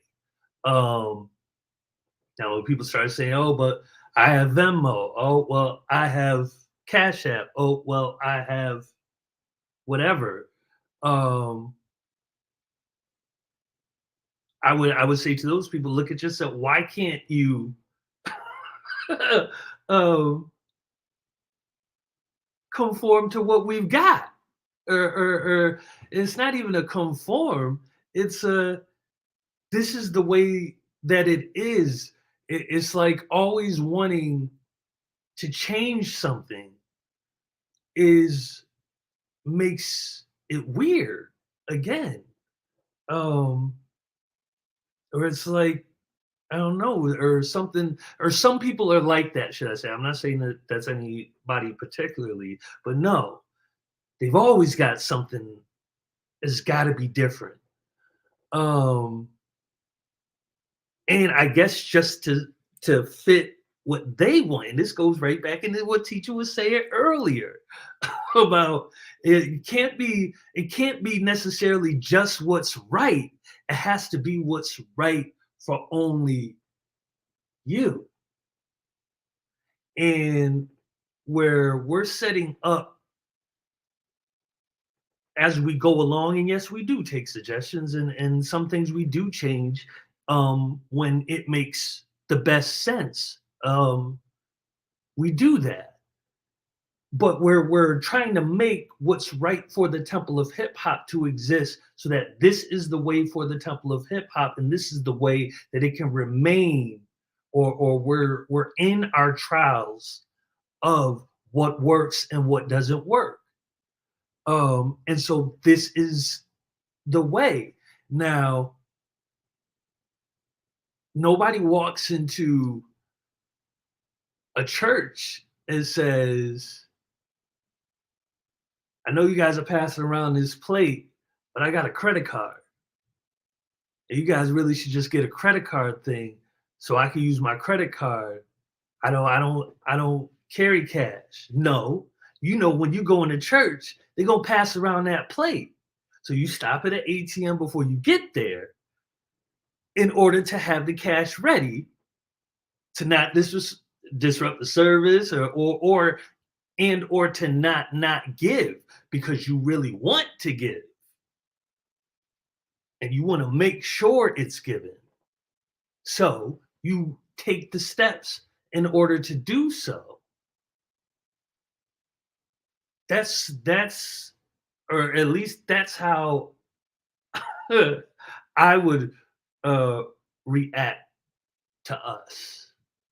I would give the Temple of Hip Hop that same respect that you would pretty much anywhere else.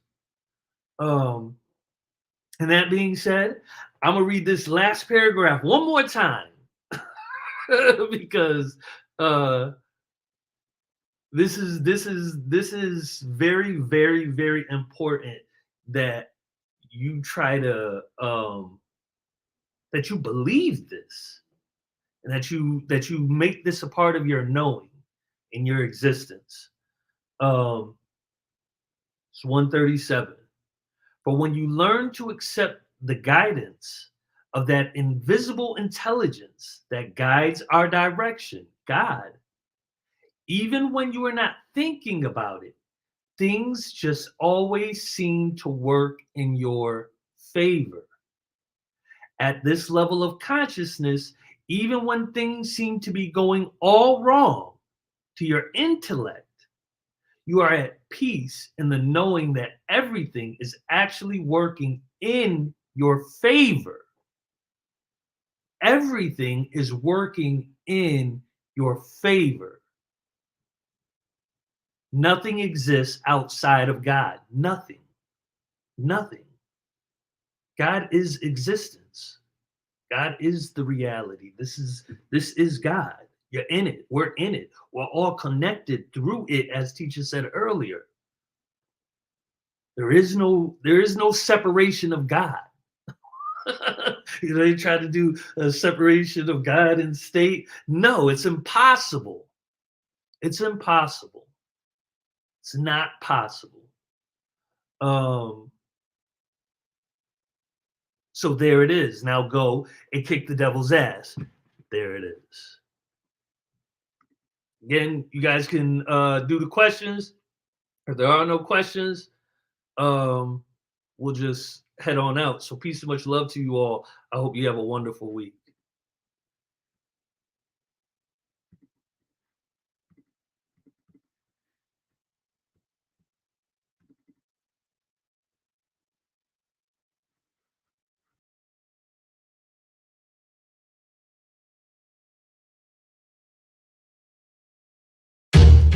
Yo, check your mic. Let's test these levels. Check, check, check, check. Okay, word. We got the sound. Let me know when the break's coming in.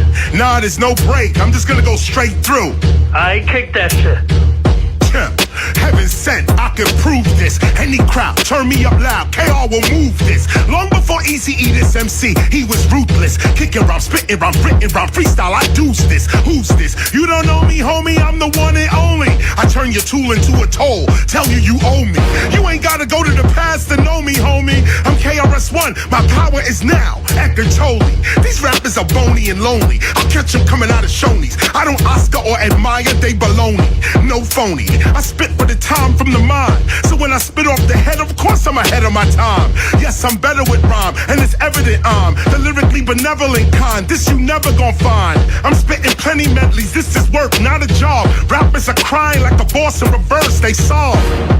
That's when they get robbed and disappointed. They not anointed, get them set up like an appointment. I spit the same heat you like to joint with. Fire, spit the truth, no liar. Heaven sent, this is higher. The mic cooks, I write books. The heavyweight champion. The song becomes a knockout with the right hook. I'm raw, meaning not cooked. These fake rappers heads are down, cause in the face of KRS they do not look. 40 cal style, rap-a-pum like big drums. When I heat up the club to 420, it's done. Light up the teach with the chung. I teach when I come. Knowledge reign is supreme. What these rappers speaking is dumb. It's a treat when I come. I'm not what you used to. I'm the return of Khufu all over these tracks like choo-choo. I'm the guru. So when my teaching premieres, it's gangstar. Hitting you and your man in the same car. These whack rappers, fuck who they are. KRS is like a hooligan. Hitting them all with the same bars. Hooligans hitting them with the same bars. Your whack style just ain't ours. Venus to Mars. I'm teaching with bars, spitting these bars, but youngins under 21 can't even get into these bars. So I don't blame them if they not seeing these bars. Cause when I hit them with my universe, all they seeing is stars. Speaking of bars, when I spit one, you can see it's all about impact over an income. The big one, multi-directional and exceptional. 10 of my first 20 albums are all collectibles. You feel the heat when I'm next to you, truly legendary. Underground, undetectable, and revolutionary. Most of what's going on today, you know we knew already. I tried to teach our people about poverty, it took too many. It shook too many. We can see what a curse is. So I re-emerge to show these youngins who the first is. The minister, frying rap chickens like churches. And the worst is seeing your temperature taken by nurses. IV bags, your family picking out hearses. It's like you at the Barclays Center, you won't survive these verses. Sprite means spirit, so I obey what my thirst is. The whole planet, so-called Earth, is what my turf is. Hold up, KRS-ONE. yo, I got this. Yo, this is about to be fire. Levels is on point. You sound good out here. Let's get this project started.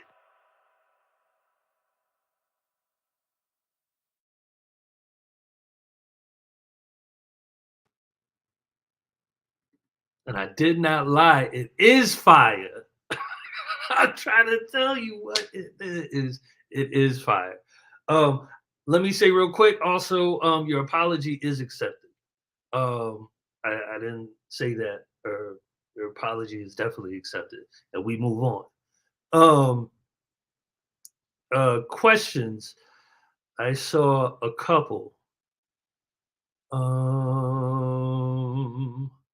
Let me say Sun One stands for Student of the Universe Naturally, overcoming negative energy that's over nearly everybody. Overcoming there's a the in there. I'm not putting sticking with the one. Technically Sun 1-1 if you really want to get all the way technical with it. But that's that. You notice that sometimes teacher has an underline or a highlight. Are these separate things or essentially the same? Both. Exactly what you said. They are separate things and essentially the same. The underlines are really for those who care. I would say that it's not necessarily a highlight, like the highlights being specifically used for when we qualify teachers in the future. That's highlight of its own. And underline means it's important to know. So you should know that. I'm searching for another one that was. Oh, let me also say, 56 calendars sold. Where we only we have a hardcore goal of selling 100. We have a lot more than that. But also, Brother Lifted is going to be printing them for Canada because for whatever reason, or probably what's going down with COVID, the shipping costs get crazy trying to get these things to Canada, and we've been warned about it even going through customs and actually getting to where it needs to be in Canada for whatever reason. So to avoid that, our brother Lifted has stepped up to the plate and he is going to be purchasing them. You will be able, let me put this one up first. This is for those in other countries and here in the United States, but also there is if you're in a different country, add $15 to the 25 to cover the shipping costs, or communicate through PayPal or through email, I'd imagine as well, to Minister Zennaru, TOHH calendar @gmail.com. And I believe we have a calculator that can calculate what the shipping cost is actually going to be. So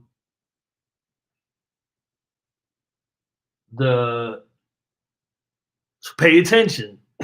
For Canada, the email is lifted actually I am going to type it in after I say it, but lifted LIFTIDTOHH @gmail. Okay. Let me just put that in real quick.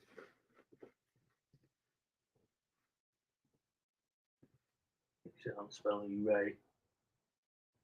Good.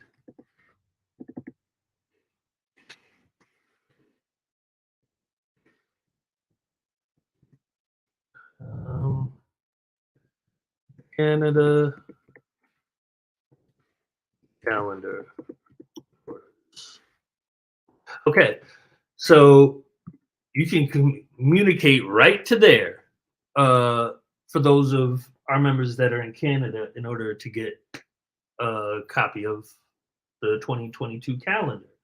I wanted to read real quick On the 22nd, this year, as you all know, for projects in the past, or at least we try to be aware of what's happening um, in astronomy, astrologically, and whatnot, uh, to be in accord. Now, I had this quick article. I'm not going to read the whole thing, but something is happening on the 22nd, and you should be aware of it, especially as far as what they say or what I'm going to end with on this. So real quick, although NASA can't make up its mind about Pluto, about what Pluto is, and for those of us that are older, Pluto used to be a planet. There were 9 planets in our solar system, but somewhere they cut it, said it's not a planet.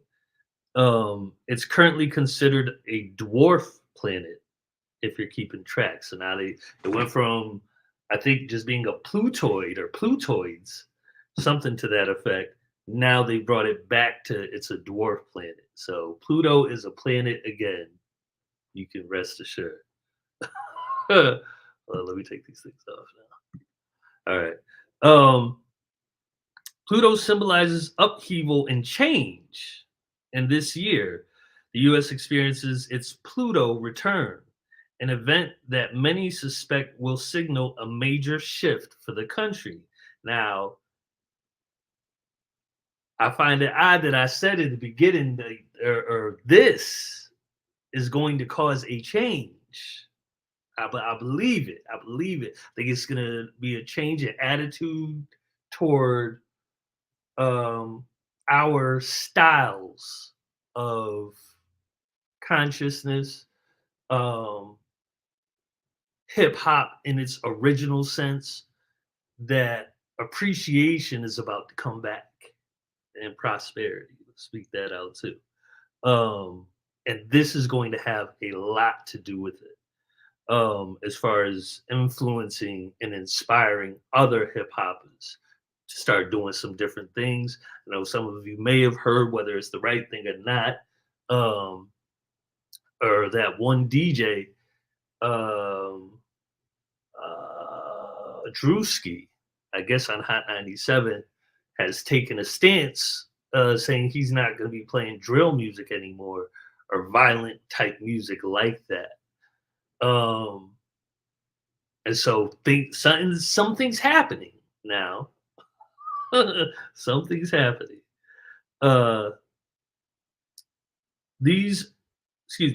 Planetary returns occur when a planet in the zodiac returns to the place, the degree, and sign it was during a physical or spiritual birth. These events are thought to mark a new chapter in story in our lives, one that will set the stage for the future and its karmic nature. Some planets return to a significant degree and sign faster than others, like the sun, who comes back to the same position in our birth charts every year. Mars returns to the point and sign it was when we were born approximately every 2 years. Jupiter returns every 13 years. Saturn takes every 27 to 30 years. You may have heard about your individual Saturn return, which is often a period of transformational change, and Uranus returns every 84 years. As you may have intuited, planets that are farther away from the Earth take longer time orbiting these birth degrees and signs. And far off Pluto takes roughly 225 years or more to return to the position it was during a notable event. That means individuals never experience their personal Pluto return. But what's getting people in the US interested this year is that Pluto will reach 27 degrees Capricorn on February 22nd, 2022. And that's the degree, and signed it was during the signing of the Declaration of Independence in 1776, which many people consider the birth of the modern day United States. Astrologers are considering this the US's personal Pluto return. And because Pluto is known for shaking up current dynamics and pushing them to crumble, all allow them to be put back together in a restorative way that aligns with the status quo. They are predicting that the country may undergo some major changes, hopefully for the better. And to me, in my humble opinion about this, that's what I would say this album is about to do. It's about to shake up the current dynamics, pushing them to crumble.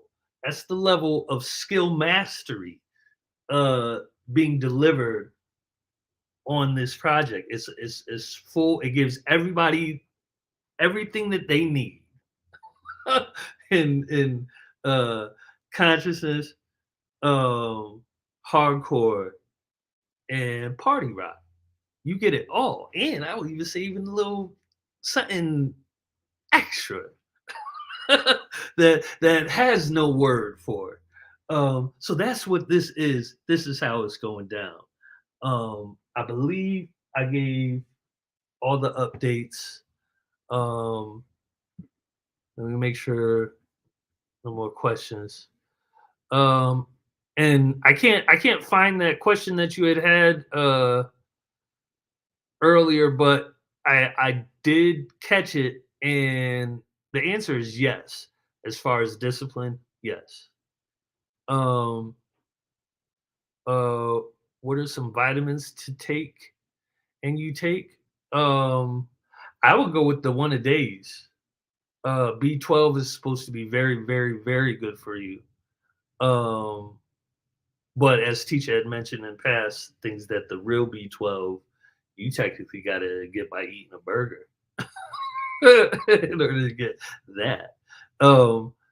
But yeah, and again, also, I also remember TEACHA talking about the doctor that he went to, or informed him that no, you only get but so much from the vitamin. If anything, if it makes you feel better, do it, or start up that regimen. Whether how much it actually is doing for your actual physical body, I would say very likely it's doing something very good for your spirit, and for your being as a whole in feeling healthy, getting exercise, taking your vitamins, eating right. No, that does something. It helps you feel alive, literally. But okay, I believe that's it for now. I'm sorry if I missed anybody's question. If anything, hold them for next week, and we'll get back on. All right, peace and much love to y'all. Check out this little sneak peek of the album. This is how it goes down. Peace and much love.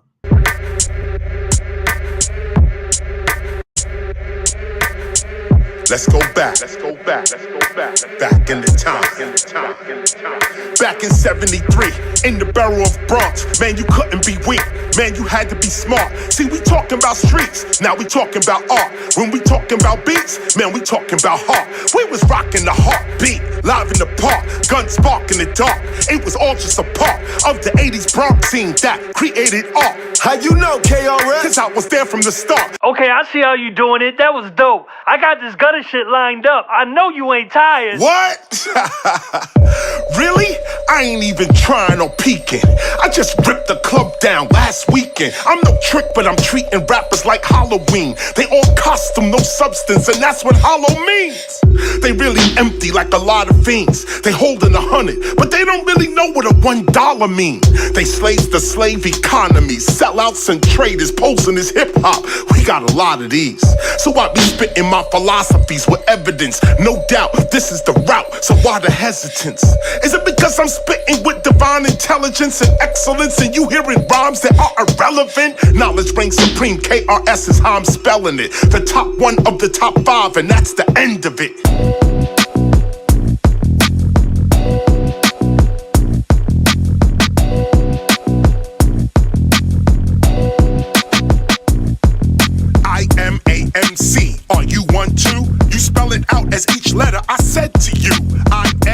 MC, are you one too? That's the title of the project that I'm sending to you. It's a message to MCs that whatever you do, keep your skills tight, the future is dependent on you. Never spit for only money or what they handing to you. Spit for the people, try to predict what your man gon' do. Get hungry on them, look at rappers with a cannibal view. I roll with an animal crew and we battle the few. But these days I'm spitting in the party after it's through. Cypher style, getting it in with a spectacular view. You ain't attacking the crew, in fact we clapping at you. I wish they would so I could snap these rappers in two. I be rapping from the south up to Kalamazoo, smacking rappers around like the tennis rackets they do. I be spitting what's legitimate, factual, actual, and true. Put the mic down for another sound I'm not gonna do. I was there in the beginning, I'll be there when it's through. I am a MC, are you one too? Woo! Oh! Yo, Rick, what you saying? Knock 'em out the box, Chris. Out the box, Chris. Knock 'em out the box, Chris. Out the box, Chris. Knock 'em out the box, Chris. Out the box, Chris. Knock 'em out the box, Chris. Out the box, Chris. Yeah, I'm spitting truth, ain't nothing fancy. Fake, I can't be. With this microphone, I'm handy. Radio and video bans me, they can't stand me. I'm the opposite of these hoes dancing in panties. Truth seeker, I write for people, not a Grammy. The true teacher, teaching about ancestors and family. The proof seeker, bringing evidence, not the fallacy. The new leader, bringing solutions to the insanity. The strategy, avoid calamity and tragedy. Do not let technology run off with your humanity. I deal with reality, not lemon or Hannity. This is why most of these rappers are not matching me. It's a catastrophe, they got you looking at a screen, and the screen is showing you scenes of what your culture means. A society of poverty, drug dealers and fiends. These ain't the images that tell you what your culture means. Yo, check your mic. Let's test these levels. Check, check, check, check. Okay, word. We got the sound. Let me know when the break's coming in. Nah, there's no break. I'm just gonna go straight through. Alright, kick that shit. Heaven sent, I can prove this. Any crowd, turn me up loud. KR will move this. Long before Eazy-E, this MC, he was ruthless. Kicking rhyme, spitting rhyme, written rhyme, freestyle. I deuce this. Who's this? You don't know me, homie. I'm the one and only. I turn your tool into a toll. Tell you you owe me. You ain't gotta go to the past to know me, homie. I'm KRS-ONE. My power is now. Eckhart Tolle.